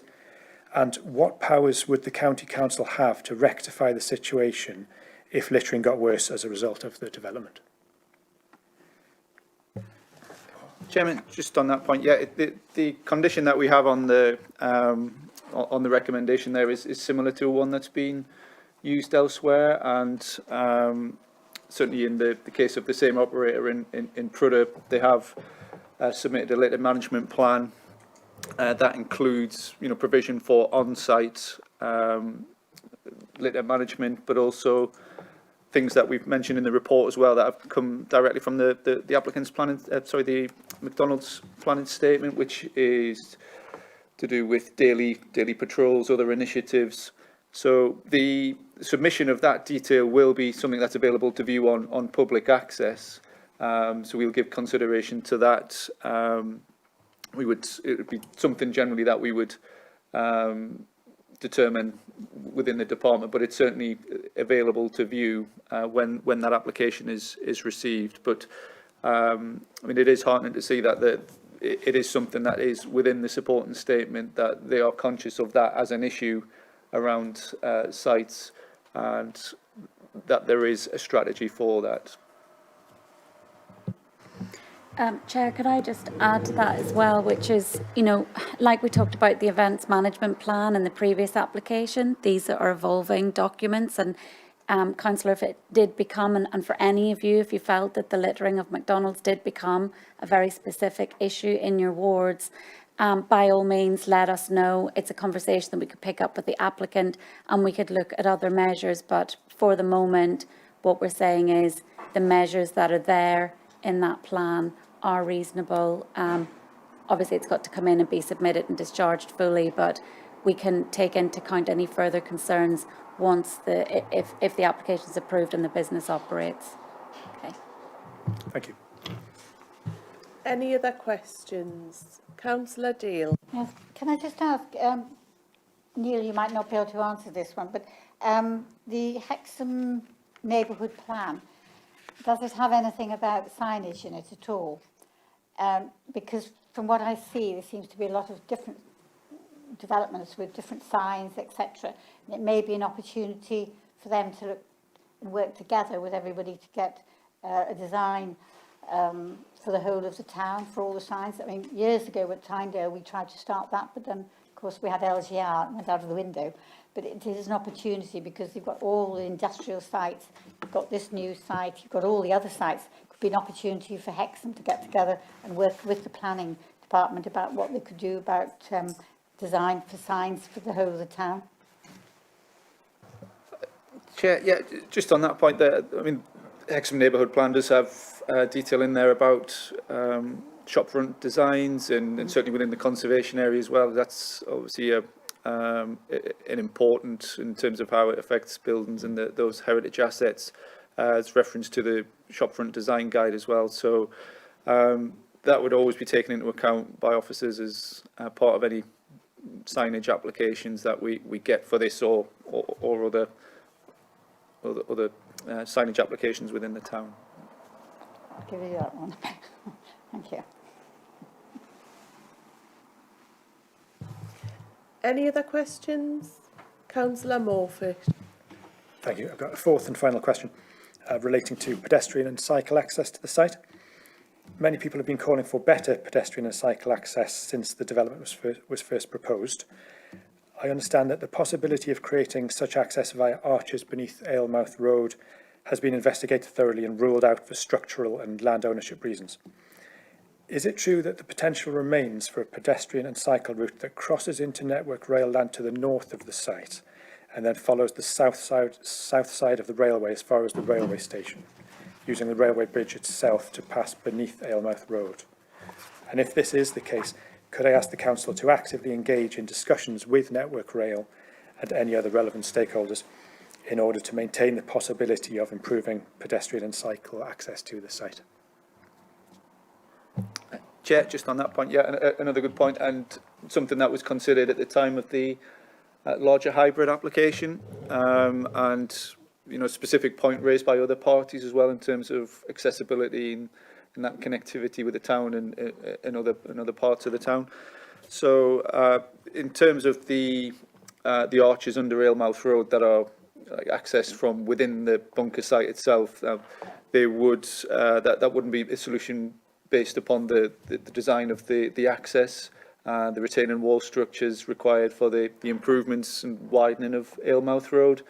So there wouldn't be access there as part of that, but as a separate matter and not something that was being done as a condition of the hybrid application or necessarily a requirement of this scheme. There are some ongoing discussions about other potential routes from the northern part of the site. A lot of that will depend upon discussions with Network Rail and how it affects their operational land, but there are some discussions around that and whether there is a feasible option there. Thank you very much. Councillor Kennedy. Thank you again, Neil. A question to you: Could we have a look at the visual that has the proposed roundabout? The mock-up of the roundabout.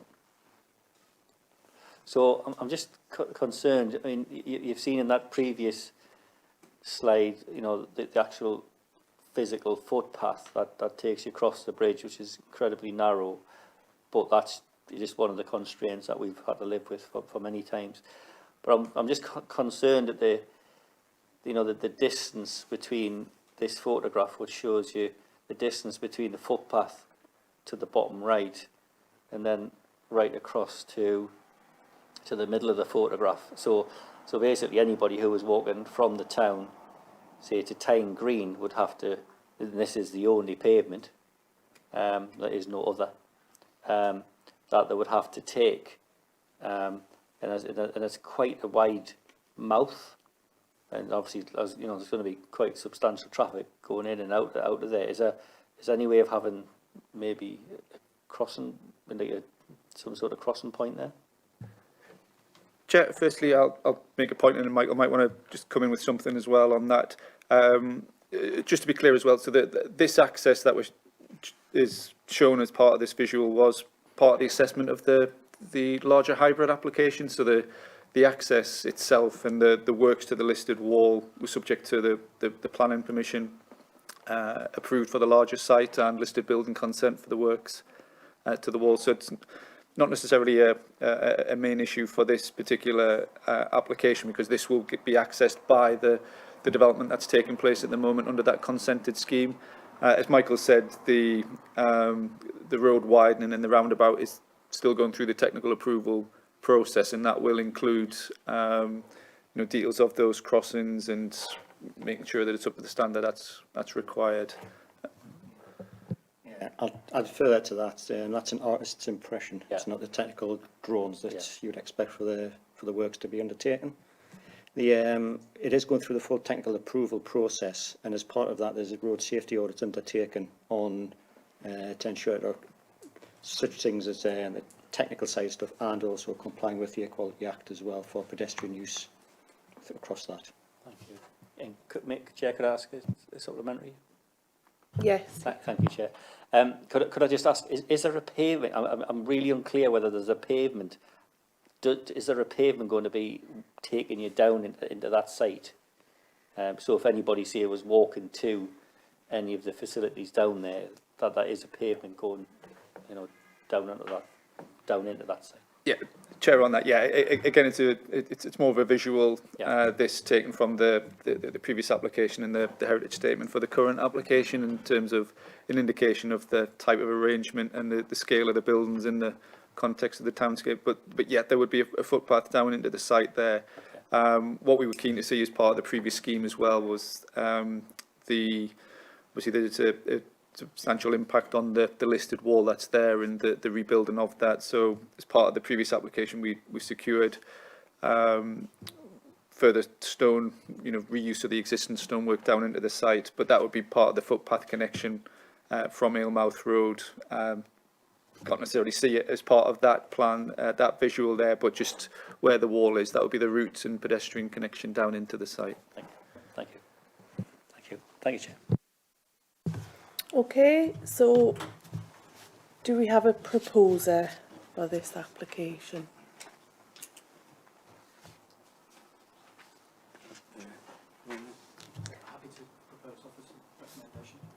Okay, Councillor Stewart. So we're open for debate. Councillor Hutchinson.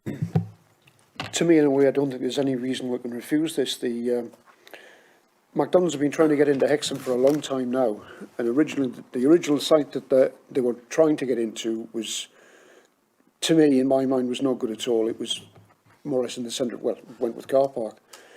And the objections that there aren't really planning objections from the objectors, as it appears. Increased litter, well, that's going to be managed, and it's up to McDonald's to make the place look as nice as possible. Otherwise, they'll turn people away, as well as the other people on the site, the other businesses on that site.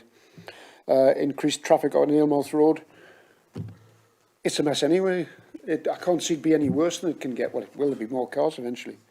Healthcare and obesity, that's up to individuals.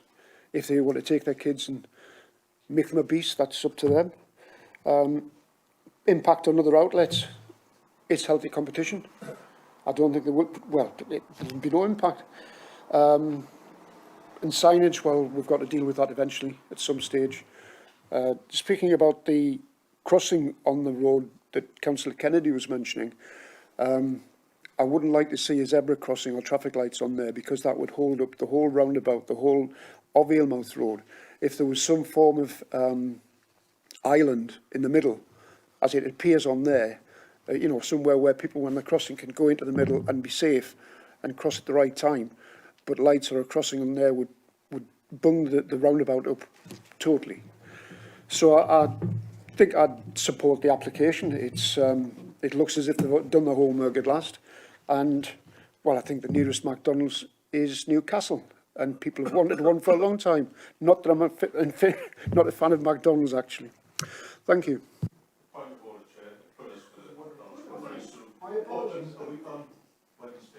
My apologies. Councillor Day. Yes, sorry, just to say, I think it is McDonald's have been trying, I think, since the last century. And I think, if I remember, Councillor Kennedy was the petitioner behind against it coming. That's before you were a councillor, I think. I think it's something that people will welcome. The only thing I do have is about the road system in that area. And I think, Michael, if maybe you might like to look at how the traffic circulates, say at 5 o'clock at night. You might find that you're going to have could be snarled up all along, because the actual, with the roundabout at Tesco's, it actually goes way back, way beyond Hoff Lane, and then you've got the car park coming out, Wentworth car park coming out, and then you've got another roundabout. So it'll be quite a difficult transport system to work out, but I'll leave it in your capable hands. And it might be a nice idea if you could maybe bring it to the area committee in the future, so we can all have a look at it, because it is quite something. I mean, anybody who lives and works in Hexham and tries to get out at 5 o'clock in the evening, or coming in the morning, that area is absolutely horrendous. So maybe nobody will be getting McDonald's until at 5 o'clock, but the actual site itself, there could be a lot of people coming and going. Thank you. So we'll go to Councillor Riddle. Thank you. Well, I welcome this proposal. I think it will be very welcome to a lot of people in and around Hexham. It'll actually draw people off the 69 into Hexham for a quick pit stop, and they might do a bit of shopping as well. In my opinion, it has no impact on the conservation area, and it's certainly not going to detract from the beauty of Hexham. I think that, you know, we have to move with the times. We've got a Subway at Hexham now. We're going to have, hopefully, in my opinion, I think we'll have a McDonald's as well. You know, as far as obesity is concerned, had this been next to a school, I might have taken a different view. But I think people have to take responsibility for their own lives and for their own family. And, you know, I don't count this as being any problem at all for obesity. Councillor Sesford, then Councillor. Thank you very much, Chair. Yeah, well, I mean, you know, Councillor Riddle's taken most of the words I was going to say out of my mouth, but not unusual there. Yeah, I mean, I think it's down to parental responsibility for the whether you allow your kids to go there, and obviously if they're older adults want to make the decision themselves out with the parents. The building itself is, while it's not dwarfed by the buildings either side of it, I think it is hidden slightly. So, and there's been some changes I noticed in the materials used on the outside, which is slightly beneficial. I think there will be a problem with the signage, but that's not for today, so we'll move on from that. Or just about the restaurant itself. There's one thing that Councillor Hutchins said about the crossing. Shouldn't be a crossing there because it would cause problems. I don't know whether Michael knows that. Well, I'm sure Michael does. Of course he does. The entrance into the Wentworth car park from Newson Hill. There is a crossing there, and it's set back about 30 yards down the ramp, and it works perfectly all right. Now, I'm not saying there's going to be more traffic going into this new development, although there possibly is because they've got a supermarket there as well, but there's quite a fair bit of traffic goes into the Wentworth car park. It's certainly at peak times, and that crossing works all right there. So, you know, I, like somebody else say, have faith in the Highways Department sorting that little problem out, but that's enough for a day, so I'm happy to support this application. Yeah, I mean, this was talked about in the early 1990s. I remember talking about this all them years ago.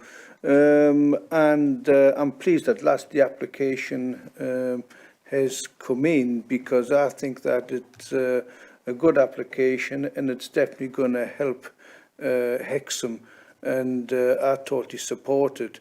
Like one or two other speakers, I think the highways in that area need to be carefully looked at, and I know Michael Patrick and Neil Armstrong have got that in hand, but I think that's going to be important. Likewise, the signs for another day, but over the years we've had a lot of issues regarding signs, and I would hate to see massive big signs up there which take away the prominence of the rest of Hexham. So I think that's going to be something to look at later, but for today the application is only about the McDonald's, and it certainly has my support. Councillor Kennedy. Yeah, thank you. I just like to correct Councillor Dale. It wasn't just the last century; it was the last millennium. Was it? I thought it was 1998. Yeah, so 1999 or something like that. But there we go. I'm just having a bit of fun. Just in, you know, get back to brass tacks on this. Obviously, you know, what's been passed already is the Travel Lodge and the Lidl. So this is a smaller building, as Councillor Sesford said, this is a smaller building actually sitting in between two more prominent buildings. So its prominence there is fairly hidden away. I think for me, the key issues is that the sensitive vista of Hexham needs to be defended, but I do take take the answers that we received from Neil Armstrong that we will maybe come to see that in another planning application, and that we must have just to make it clear that is really important to Hexham, that that protection of that vista. But we'll look at that another time. I certainly think the crossing point, taking you from Hexham to Tyne Green, is of significant importance, and certainly for those actually walking maybe to this facility, because not everybody's going to drive there. If people are going to go there, let's encourage maybe a bit of walking. So I would like to see some safety features there. So if that could be really considered. And again, I do like what Councillor Sesford said. Actually, if the crossing point is maybe just off the roundabout, is a good potential. So certainly look at that.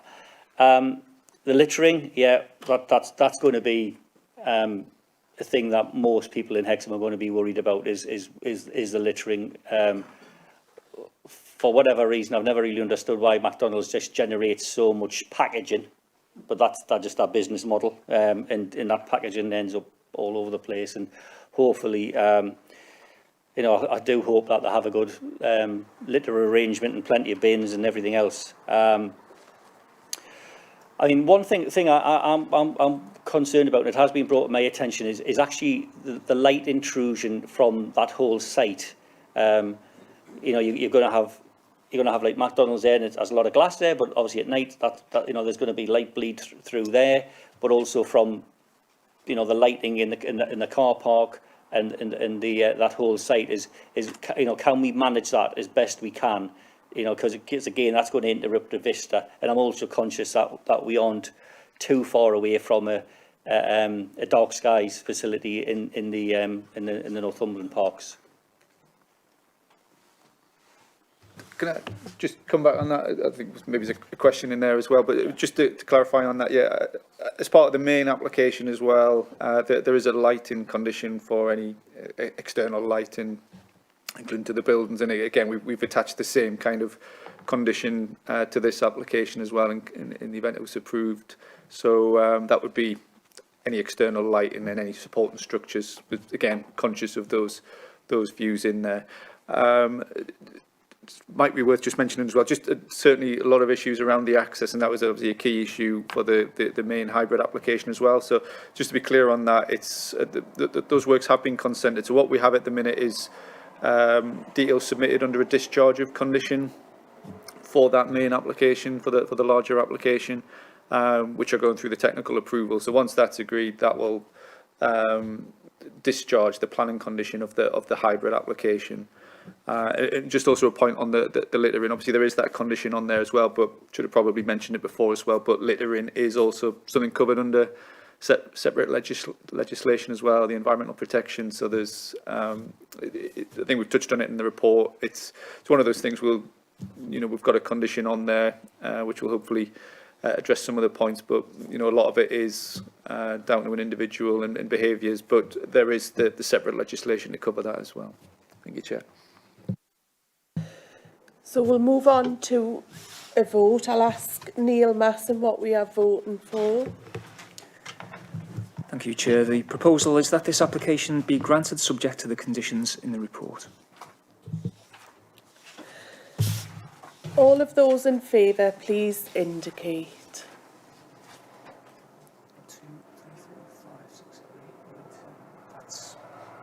11, Chair. So the planning application has been... Just those against. Those against, sorry. That's none, Chair. And abstentions. 1 abstention. So that proposal is passed, Chair. The planning application has been carried. Agenda item 8. 20/4/04380/OUT. Outline planning permission for 1 new 3-bedroom, 2-storey dwelling, land south east of Bastel House, Tow House, Northumberland. And I'll pass over to Melanie Francis.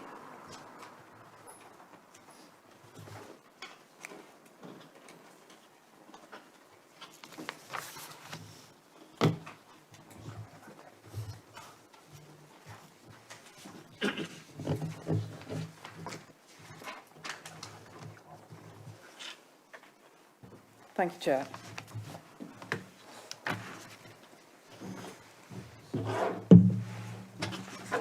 So the application before us is the outline plan of permission for 1 new 3-bedroom house in Tow House, Barden Mill. There are no updates to the application, and as set out in the report, excuse me a minute, the application is recommended for approval. So this is the location plan of the site. So it's an L-shaped area of land in the small settlement of Tower House, which lies west of Redburn and Barden Mill. The site is a disused garden and was originally the allotments for number 1 Hillcrest, which you can see in the blue line opposite. It's an aerial view of the site. It is in among the trees there, the site, and you can see the sort of railway line to the south, and the road to the north is the road that runs through Redburn and Barden Mill, and the whole site lies to the south of the A69 between Hayden Bridge and Holtwhistle. This shows the site, as I say, it's a former allotment site. It's grassed over at the moment. There's some disturbance on the site, which I think was a result of the archaeological evaluations that were undertaken last year. This is the Bassel House, which is a Grade 2 listed 16th or stroke 17th century building, which lies to the west of the site. And here on the left, you can just see the sort of front of the site and looking down towards the railway line in Tower House. And on the right-hand side, between those two cars, is the just the front. You can see, rather dark, I'm afraid, of the Grade 2 star listed heather thatched cruck barn. I think one of only 2 in Northumberland. Again, this is the front of the site here, so you can see that pillar on the left, which is as you go into the site, with the Bassel House behind that, and the caravan sits is not within the site. It's just to the right of the access. And then you sort of looking beyond that blue car is towards Redburn, and I say to the north, to the A69. Just looking at the site and floor plan. So again, the red line shows the L-shaped site with the house set in the northern part of the site, with parking at the front, which comes straight off the road, and then a small garden area to the front. It's a sort of 3-bed house, so the 3 bedrooms are on the first floor. And then the elevation plans. So it's a 2-storey house, 8 metres in height, constructed of stone and slate, with wooden windows and doors, stone sills and lintels, and conservation roof lights. And that is the very short presentation. And as is set out in the report, is recommended for approval, subject to the conditions as set out in the report. Thank you. Thank you. So we don't have any members of the public here wanting to speak on this application, so we'll go straight to members' questions to planning officers. Councillor Shaw. Thank you, Chairman. This has been subject to a previous application which was for refusal, as you see from the report, and it's come back as a much better application. And my question to the planning officer is just if you could explain what the real material change is to make it different to what it once the first application, because the size of the house hasn't reduced all that much, and obviously there's no room for all of the other concerns for the park and the garden and everything else. But what is the main change in the materials? It's just simply the stone element, isn't it, really?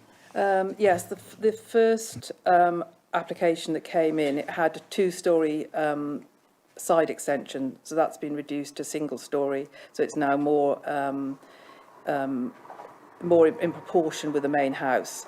And that first application, it had stone on the front, but every other elevation and the porch was render. And as you are aware from the list, the stone buildings around there, really render is not very appropriate. It also had PVC windows and I think PVC drainage guttering and were all PVC as well. Which again, I mean, and as you will know, Councillor Sharp, from being your sort of area, that this area of Tower House is quite unique with both those two grade 2 star listed buildings and a grade 2 building next to it, which is why the materials for this property are so important to get them in sort of traditional materials.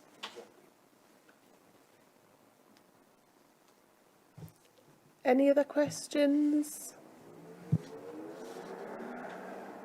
Councillor Morfitt. Sorry, I don't quite understand the buildings that are close to this site. So it's on page 96, under archaeological impact. It talks about the Grade 2 star listed Bassel House, Tower House being to the southeast of a Grade 2 listed Bassel House. It talks about the heather thatched cruck barn opposite. But it also says the Tower House is 3 metres to the east of a Grade 2 listed Bassel type building. But I haven't quite got my head around which building that is. Was it in the photos? It's that building next to the blue car. That's the Grade 2 Bassel I see. House. So it's not the Bassel House itself, but it does look like it. Yeah, that's called the Bassel House. So the Cruck Barn is on the opposite side of the road. As I said, between those 2 white cars, it's a bit dark to see it. So that's Grade 2 star listed, which is a bit further down the road, and then the other Grade 2 star listed Bassel building is sort of to the left of the slide. It's not on it. I don't think it's on any of these. It was certainly shown in the video, but yeah. So this is the Bassel House. That's the nearest listed building to the site. Okay, thanks. Any other questions? Do we have a proposer for this application? Councillor Kennedy and Councillor Sharp will second. So we'll go to debate.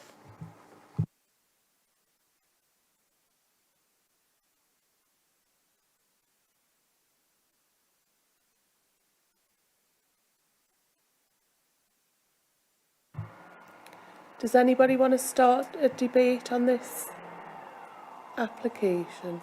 Councillor Shaw. Well, I'll just make a couple of comments. I mean, this has been an application which has been on the table for a long time. And I feel now that as the application has now been sorted in close consultation with the planning department, in particular the question asked earlier with materials, the size of the dwelling, and the impact on the listed buildings is quite small in my view, and also the other comments from the Parish Council. There is a similar application for build just down below, which hasn't happened, but that isn't really a planning reason for not granting permission. And because the applicant has now sorted out, as I say, all the concerns of the planning officer originally, I'm happy with the application as it's now presented to us. Councillor Dale? Yes, can I just ask one thing about 7.22, which is the outdoor facilities in Tynedale, the outside, the play and informal open space, and the outdoor sport recreation. It was just a question about, I know that the government stopped it and they now brought it back in 2021 for single houses. And I just wondered if this planning application, because it was in 20, whether actually, it's just for information, whether 7.22 is correct in implementing that. Chair, I can come back on that. Can you come back Yeah, on that? you're right, Councillor Dale. There was a brief interlude where that policy Yeah. wasn't applicable. However, it is now. It's Yeah. signed, and we do apply it, and it's absolutely relevant to be attached to this decision today. Yes, I would just like how the council is dealing with all the applications dating back to 20 about actually including this, because at the time it wasn't. It's just about data procedures. So if you can come back to me, that would be helpful, because I've had people who've raised the issue with me. Okay, thank you.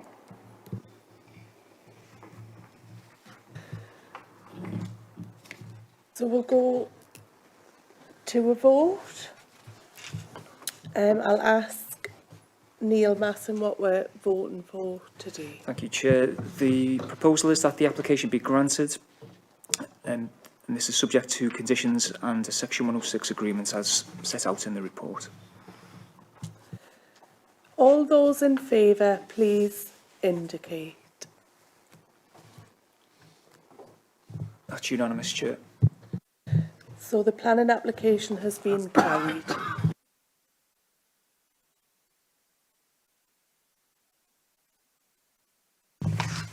Agenda item 9, planning appeals update for information.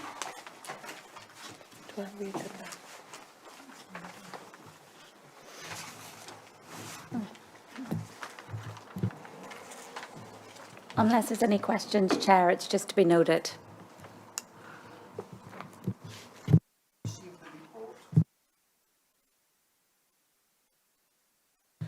I'll hand over to Councillor Sesford. Thank you very much. Okay, we'll move on to item number 10, which is public question time. Chair, please, could we have a few minutes just to allow the planning officers to depart, and we also need to get our local services into the room, officers into the room. You mean the planning officers don't want to stay for this? Shocking. Absolutely, yes. Can we have a few minutes? Anybody want a break? We'll have 3 or 4 minutes. Thank you.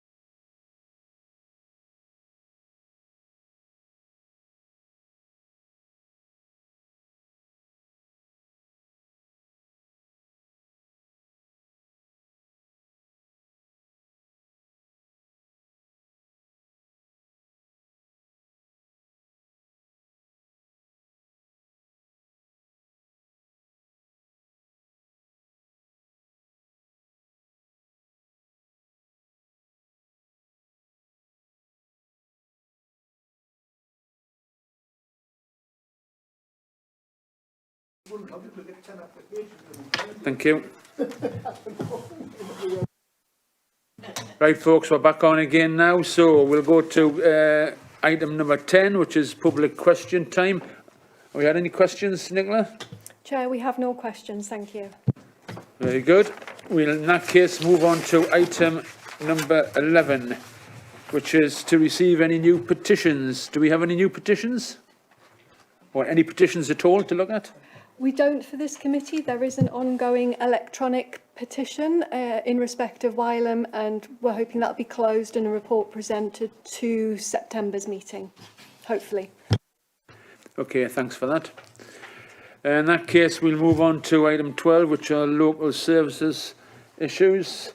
I see we've got David and, yes, a young chap at the back. We'll go to the young one first. Mr. Westerby. Nice to see you all. So I'm just here in place of Andrew Olive, who's the area manager. So our update is obviously after the prolonged weather during the winter, it took its toll on the network, which I think Andrew briefed you on last meeting. So as a result of that, we're kind of back on track now. We've put additional resources in after the winter period, additional repair teams. So the area feels like it's back on track. Inspections are being completed in a timely manner, and our maintenance repairs. He's still doing ditching and winding around the rural areas as well, and I think he's been making quite a big dent in the Sandho area, where he's done a long stretch of ditching, road widening, and I think there's around 100 signs being replaced around Sandho. On our local transport plan works for this year, we've got around 28 local transport plan schemes in the Tynedale area. We've done 9 so far. We've been to Ridley Hall, Carts Bog, been up at Green Rig on the C195, been to Ridsdale and Nowdsgate, and Falston to Lanehead. But they're confident everything will be completed this year. There's no issue with programme so far. So they've done around 14,500 square metres of patching, permanent repairs to date as well since April. The note says that's equivalent to 2 Wembley football pitches, but I've got no firm evidence that it's 2 Wembley football pitches.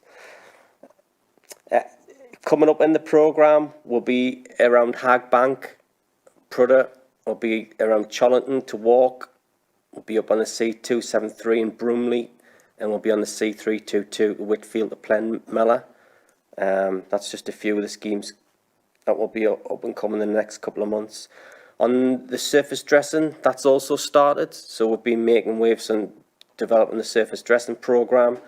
So we've completed 14 sites around Tynedale, which is a further 187,000 square metres. And we've lock chipped a lot of them. I'm not sure if you know what this lock chip process is. It just prolongs the life of the surface dress, and we've started using it on every scheme now, and it's paying dividends. About year 3 of that now, and it's working really well.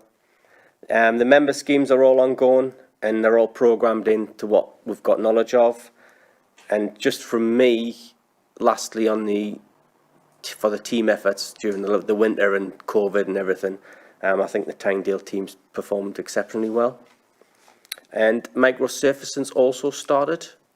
So we started microsurfacing last week in the southeast, and it'll be moving across to the Tynedale area in the next 2 to 3 months. But you should be notified, and signage and everything should be put out in place just before the start. I think they're on New Ridley Road, Stocksfield soon, completing works there. Okay, that's it from me. Thank you very much, Chris. Just one question for me before opening it up first. Hencoats.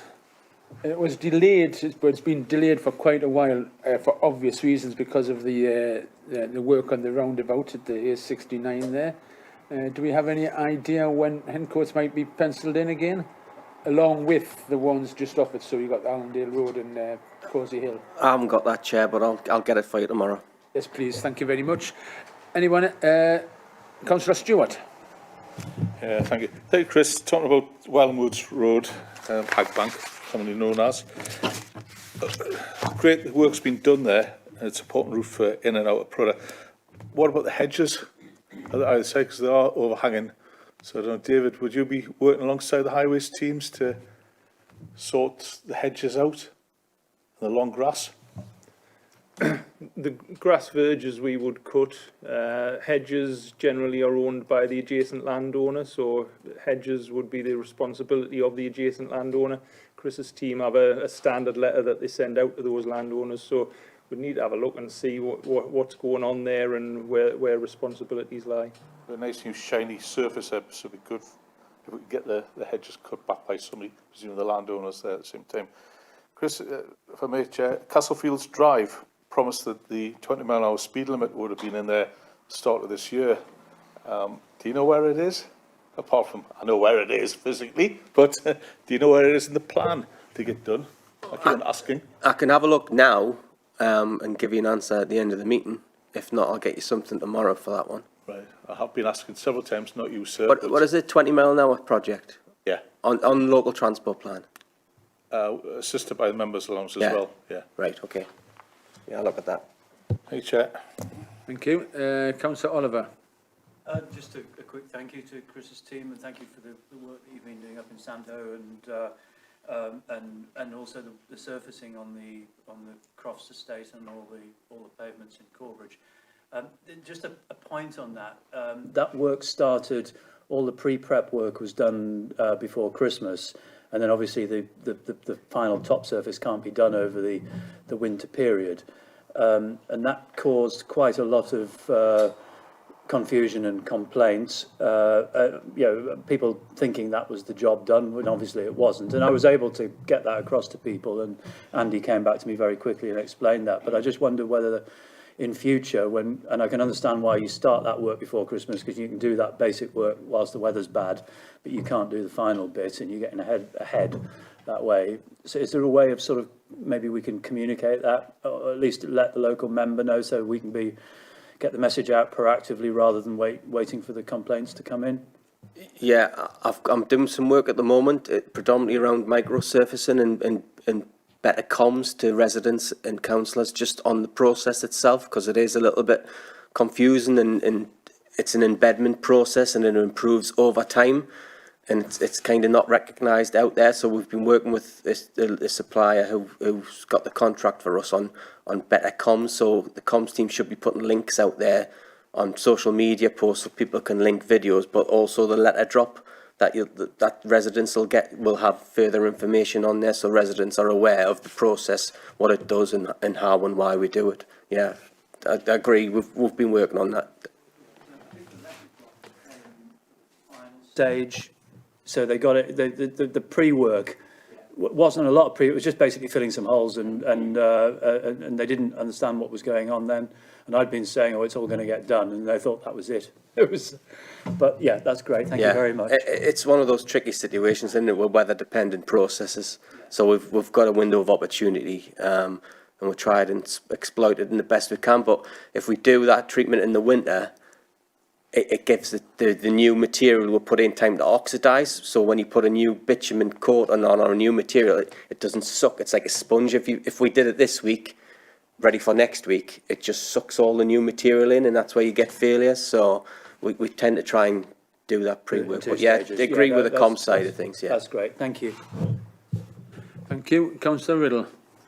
Yeah, thank you, Chair. I think, we've got a very good team at Hexham, I think, with Andy and David. I just want to say publicly that, I do think the grass cutting this year of the road verges has been much better. They've been cutting back sight lines, in my opinion, better. They've been cutting further back on signage, on corners where you can't see around them. They've been cutting further back, and it has been noticed. So well done for that. Chris will probably be able to answer this one, but I thought we had a sort of I don't know what you called it, program or a system of working whereby we do verge to verge now. So when Councillor Oliver asked about cutting hedges back and things, I thought when we were tackling roads and doing maintenance, we were doing verge to verge, including hedges, drainage, and virtually a one-hit job. Correct. Yeah, that's what the plan has always been, a hedge-to-hedge approach. But I'll have to look at the detail on the hedges, really. So when we're out more on the rural network and we're ditching and out there, we've been cutting back hedges on the highway verge. So we've been stripping back and opening sight lines and things. But I'll have to check the job itself to see if they're private. If they're private, we'll send a 28-day letter out, and then a second letter. If they're not cut back within the second letter, then we'll go out and recharge whoever we need to recharge.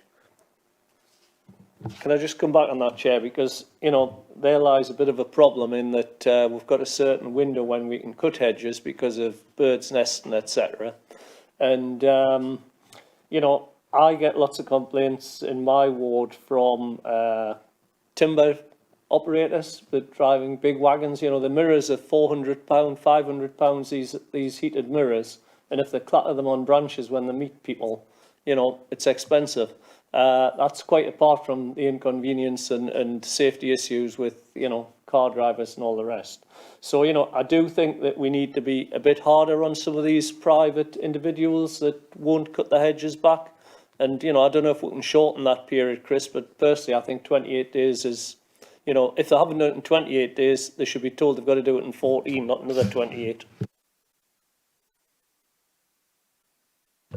Yeah, I mean, we'll look at that, Councillor Riddle. Like I say, generally, 28 days has been enough. We do have issues. We have a lot of issues sometimes to sort of enforce it, because if we do enforce it, well, legal powers aren't really powerful enough, if you know what I mean. So, but yeah, I'll look at it, definitely. Thank you very much. Councillor Hutchinson.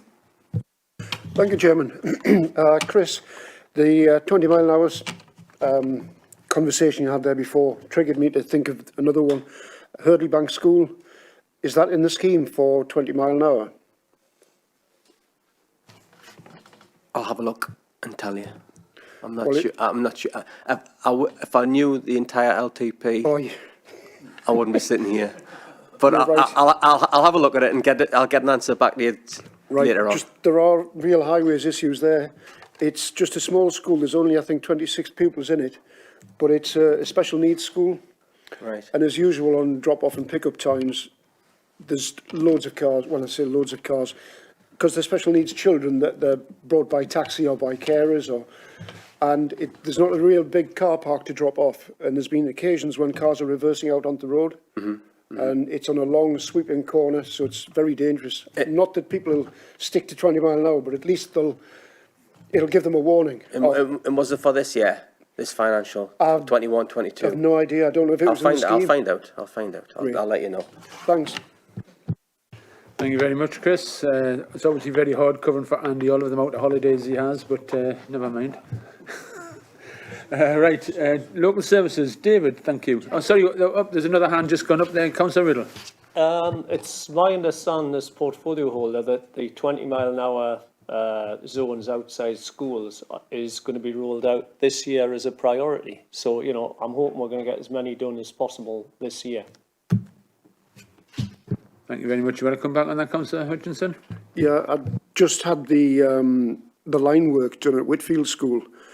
Still waiting, unfortunately, for the actual flashing 20 mile an hour signs, so I don't know where they are. I haven't heard if they're here or not, and it's taken 3 years to get this done up to now. I'll check it out. It looks like I'm giving you a phone call tomorrow morning. Doesn't it?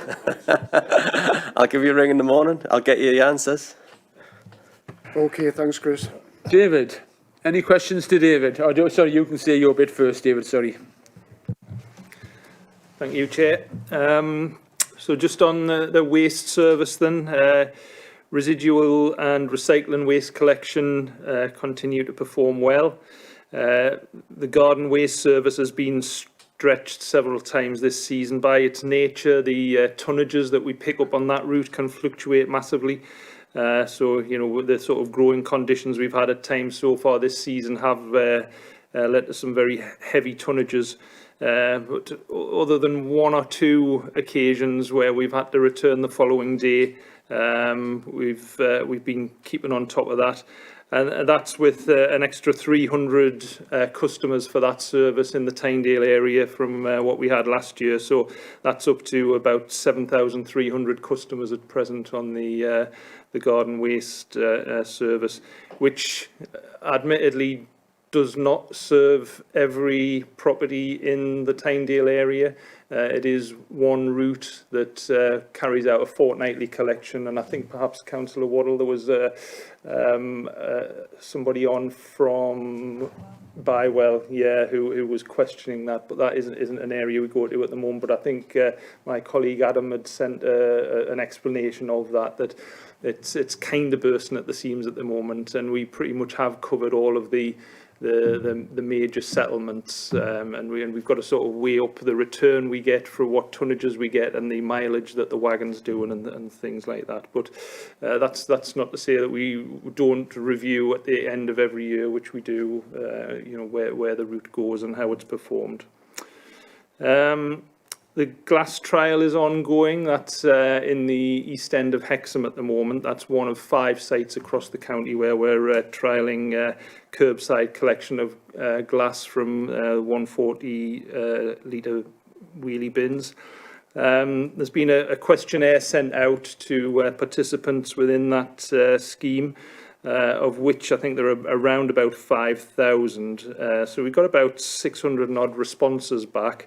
And of those that expressed a preference, 348 were positive about the scheme and only 44 negative comments, so it seems to be being well received. So far across those 5 areas, we've picked up 200 tonnes of glass so far, so that seems to be going well. Detailed results of the feedback questionnaire will be included in the end of the trial report, which will be being produced. That's the waste service. Our demand on the bulky waste collection service continues to be very high. We're putting extra resource out, sort of overtime and what have you, to meet the demands of that. Whether that's lockdown based, perhaps it is people not travelling away, and perhaps spending more on household items, but we've found that there's been quite an increase in the bulky collection, the demand for that service. So just moving on to the grass cutting, it's been reasonably straightforward actually, the grass cutting on the amenity grass in the housing estates this season. We're on about 6 or 7, cut 6 or 7 at the moment, which is on target for the 10 to 13 cuts range by the end of the season. We've had quite strong growth in the last month or so, so there'll have been some increased horizons, but nothing unacceptable, I don't think. On the weed control, we're a combination of using a contractor and doing it in-house. So we started that a bit late. The weather in May was unseasonably cold and not much growth, and then everything seemed to spring to life as we came into June. Sorry. So within the last 6 weeks, from the start of June, we've been carrying out that service, and we're nearly there. I would say within the next couple of weeks we should have covered everywhere with first spray. So a little bit late on that one, admittedly. We're also carrying out, just on weed spraying, a trial of some alternatives to glyphosate. We've chosen specific locations, and again that's happening across the county. So we'll be just analysing the results of that and seeing whether the alternative products that we're using can be utilised in future, or whether we have to exclude them just on the grounds of either poor performance or prohibitive costs. Some of them are not systemic killers of the plant, so yes, they kill the growth that's there, but then the root will just send more growth away, and that really means a lot more visits, so it's a lot more labour intensive potentially than the glyphosate would be. We're also trying, hot foam burning of the weeds as well, just to sort of cover all the bases and to get some data on what those alternative methods entail. So just on the verge cutting then, work started on schedule this year. Generally our target is to have cut all the verges by the end of July, and we are on target for that. Inevitably that does mean some places done before others. We do a reactive element to that service as well, just in the places that we aren't able to get to immediately, where we can go out and cut sight lines and what have you.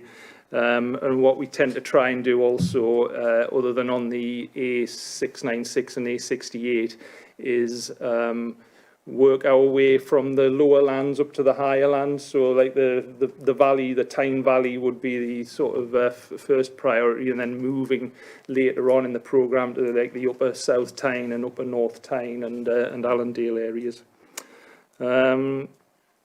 And then just something on the memorial testing as well. We're responsible for safety testing of all memorials in our cemeteries and churchyards, which includes the ones that are passed to us, the closed churchyards from the Church of England. So we've got about 50,000 memorials in the county, and all memorials are now currently what we would call in scope, which means they've been safety tested within the prescribed time of 5 years.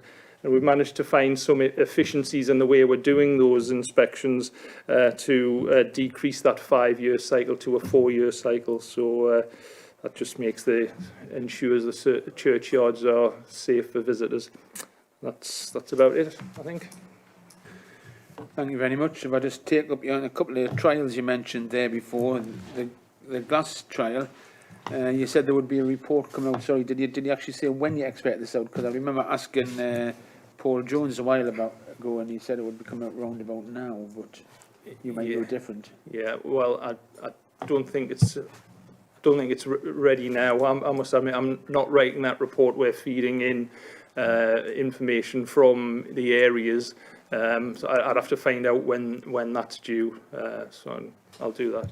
I mean, the results seem quite encouraging. I mean, if your trials turn out to be positive, what would be the next step? I don't think it's automatic that we'd move straight to a scenario of providing that service. I think that's been considered by sort of head of service and people above at the moment.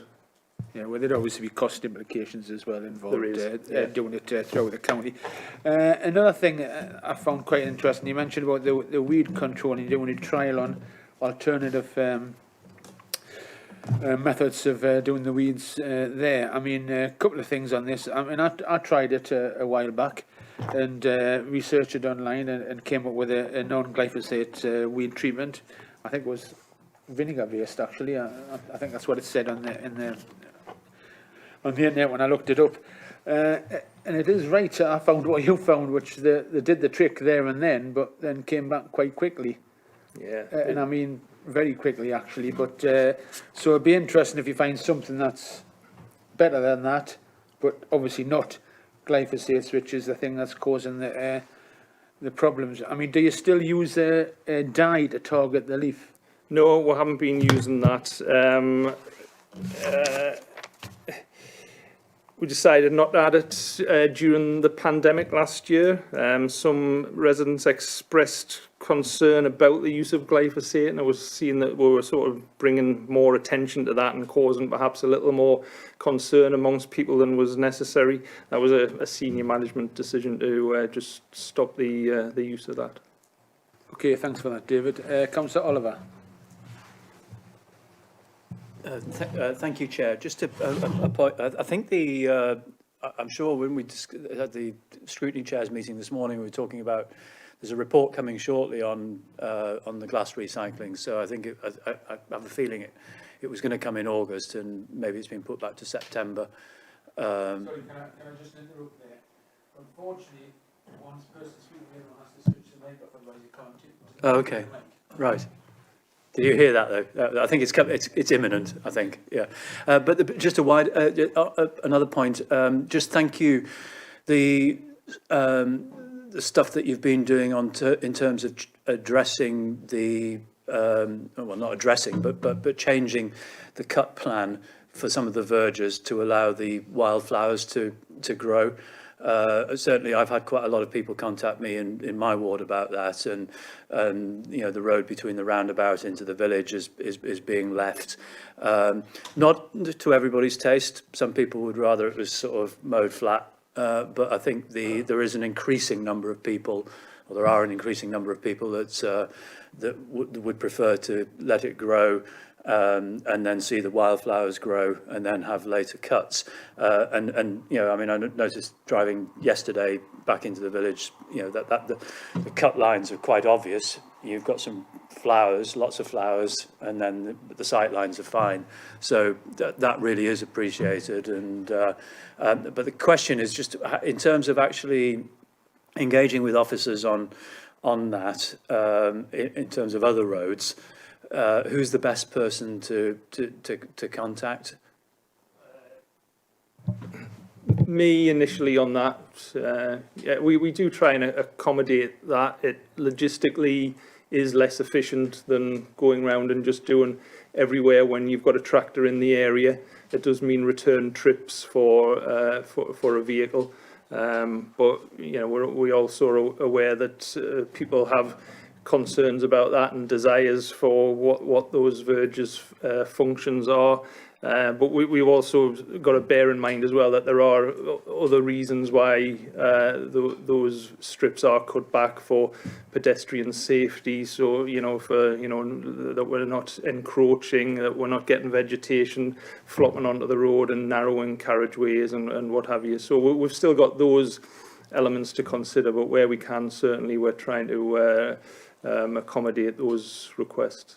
Thank you. I realise it's a sort of balancing act, isn't it? But yeah, thanks. Thank you. Councillor Morford?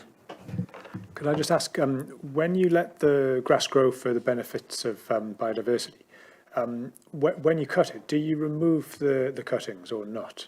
Because I know it's sort of better to remove the cuttings if you're trying to emulate traditional meadow management. Absolutely, you're right. It is better to remove it, but no, we don't. We're just equipped with a tractor and flail, and we haven't got the equipment that would be necessary to remove those arisings.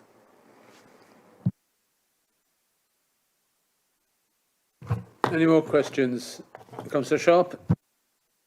Chairman, I would like to ask one thing. I met David last week at Barden Mill, and thanks, David, for your prompt attention to getting them verges done. But I have several overhanging trees in my ward and hedges, which you know you can't see the lights very clearly and you can't see the bus stop signs. And I would like it clarified whose responsibility that is. Is it under Highways? Davidson's not part of his team, or is it under John Alderson's replacement? Who deals with that sort of problem? Because if these trees are not sorted, I'm going to be getting yet more complaints with the winter coming on. I know it's not yet, but in the winter when the lights kind of get seen through the trees, and they just need a bit of maintenance. Not a big job. I'm just finding it impossible to get anybody to do it. If it's street lights and signs, Councillor Sharp, then it would be our local highways inspector should be picking that up and dealing with it. So it'd be highways. If it's anything that's outside sort of the jurisdiction or their knowledge of trees, if you like, then it'll go over to the John Alderson's replacement for that expert advice. So it'll depend on the situation, really. But anything around street lighting, columns and lighting, then that will be the local highways team, and then that will get past the street lighting to check that out. But anything else around signs and things, that's got to be the local highways inspector, isn't it, initially? Just on that, just for information for councillors, John Alderson's replacement is a chap called Michael Armour. and he started with, I think, within the last month or so. So Leon Savage is Michael's line manager, so copy Leon in perhaps while Michael's getting settled in, but it's Michael Armour is the new tree officer for the Tynedale area. Thanks for that, David. Did you have a question, Councillor Hutchinson? No, it was going to be the answer that David gave there. But unfortunately, David, there's no telephone number for David Armour. Michael Armour, I mean, sorry. It is his brother. And the other guy, no reply. I've left a message and he hasn't got back to me yet. Thanks. He's obviously heard about you, Councillor Hutchinson. Absolutely. Right, thanks very much, boys, as always. Pleasure. Right, we shall move on to item 13. Now, if you look at page 115 on the agenda, it's agenda item, well, 13, obviously. It's for representatives on various local outside bodies. Now, the fourth one down says Hexham Community Partnership. They have no longer asked for an NCC representative. They do actually have a county council representative as a resident, but they don't want an NCC representative. So we have 1, 2, 3, 4, 5, 6, 7, 8, 9 other ones. I've had interest in 3 of them so far, which myself, I'm going to put myself forward for the Hexham Torch Centre Management because I've been doing it for quite a few years, and Councillor Homer for the Queen's All Art Trust, Councillor Oliver for Sports Tynedale. Does anybody else want to put themselves forward for the other ones, or indeed the same ones? Councillor Sharp. I'm happy to continue on the swimming and leisure centre. The Hull Whistle Swimming and Leisure, Councillor Sharp. Okay, well, just to go over them. Groundwork North East, Land of Oak and Iron Project Board, Hull Whistle Partnership Limited, Prudhoe Community Partnership, Reed Tyne and Coquet Sports Centre, and the Tyne Valley Community Rail Partnership Board. If anybody wants to go on them, can they email Nicola? Would that be all right, Nicola? Sorry, yes, they can email me. We might need to bring it back to the next meeting. It's appointments, obviously, by the committee. Yeah. That's fine. So do I need confirmation for the 3 that's already been nominated, do I? Do I need acknowledgement of a vote or something like that? I don't think there's any disagreement, is there? Okay, is everybody happy for myself on the Torch Centre, Kath Homer on the Queen's All Art, and Nick Oliver on the Sports Tynedale? Any problems with that? Well, we'll take those 3 as... Sorry? Oh, I beg your pardon, sorry, Alan. And Alan on Hull Whistle Swimming and Leisure Centre Management Committee. Okay, in that case, we'll take them as granted, and any interest in the other ones, just let Nicola go. Yes, she's right, I'll have to come back to a committee for verification, but until then, yeah. Okay, thank you. Take a breath a second, Chair. Sorry? If you can take a breath a second. I've been on the Land of Oak 9 Project Board for the last 4 years, standing in for the leader, Glenn Sanderson. So does that mean you will want to stay on it? Well, I was trying to show myself.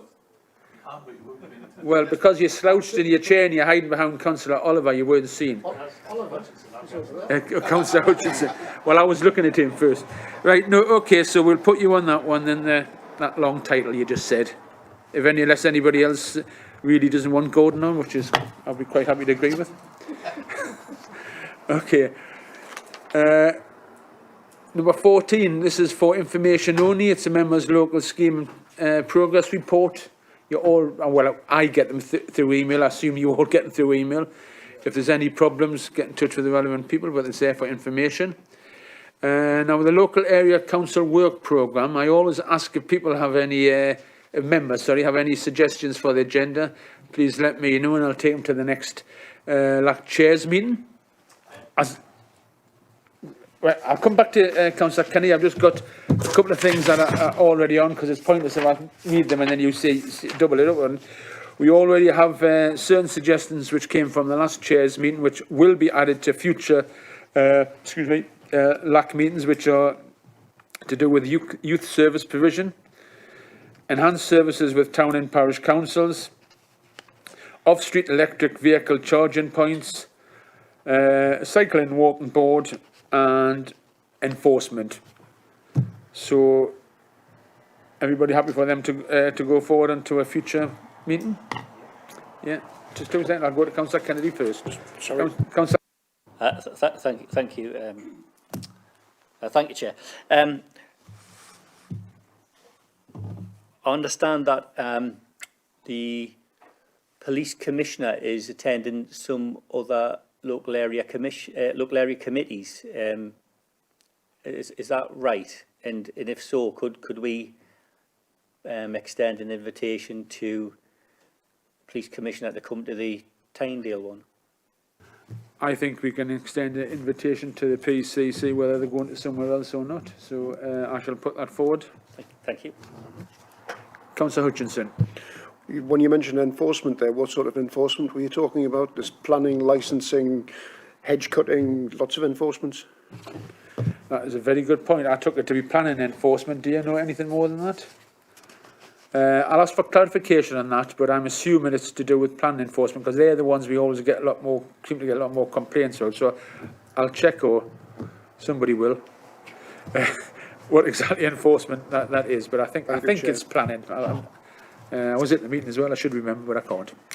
There you go. Right then, the date of the next meeting will be the 10th of August. Again, at the moment it's at 4:00 p.m. and I don't know where, because obviously the 10th of August is outside the new regime that's starting next week. So I'm sure Nicola or someone will let us know where that's going to be. Right then, any urgent business? Number 17. Nicola, do we have any urgent business? We did, you wrote it down. I've got my urgent business. Do we have anything else? Right then, the community chess panel, which is, sits on a regular basis, is obviously going to start up again, and we'll be meeting, I think it's next week or the week after, I can't remember now. However, that panel will be myself, Councillor Hutchinson, Councillor Stewart, Councillor Waddell, and Councillor Sharp. So hopefully everybody's all right with that. Confirmation? Yes. What's the date, Chairman? What's the date? He's forgotten. I've never had an email. I don't think about it. Well, that's because it's Ian up to notify you, and he hasn't. He just sent me the other day with a date and asked if I was all right with that. I said I was all right, but to consult the other people. So he obviously clearly hasn't done that yet. So I can give you a provisional date at the end of this meeting if you would like, Councillor Sharp. That's all I can do. A request of Nicola is, because of the COVID restrictions we have nowadays, really, can everybody take their own papers away with them and dispose them rather than leave them for poor old Nicola to collect up and disinfect and do whatever and put gloves on and what have you. So if you can all take your own papers, put them in the bin. There's the one there now, yeah. But still, you still got to pick up your papers. Yes, but you still pick up your papers and clear up after you. Was that anything else, Nicola? Okay, thank you all very much. Auf Wiedersehen. Can I stop the feed?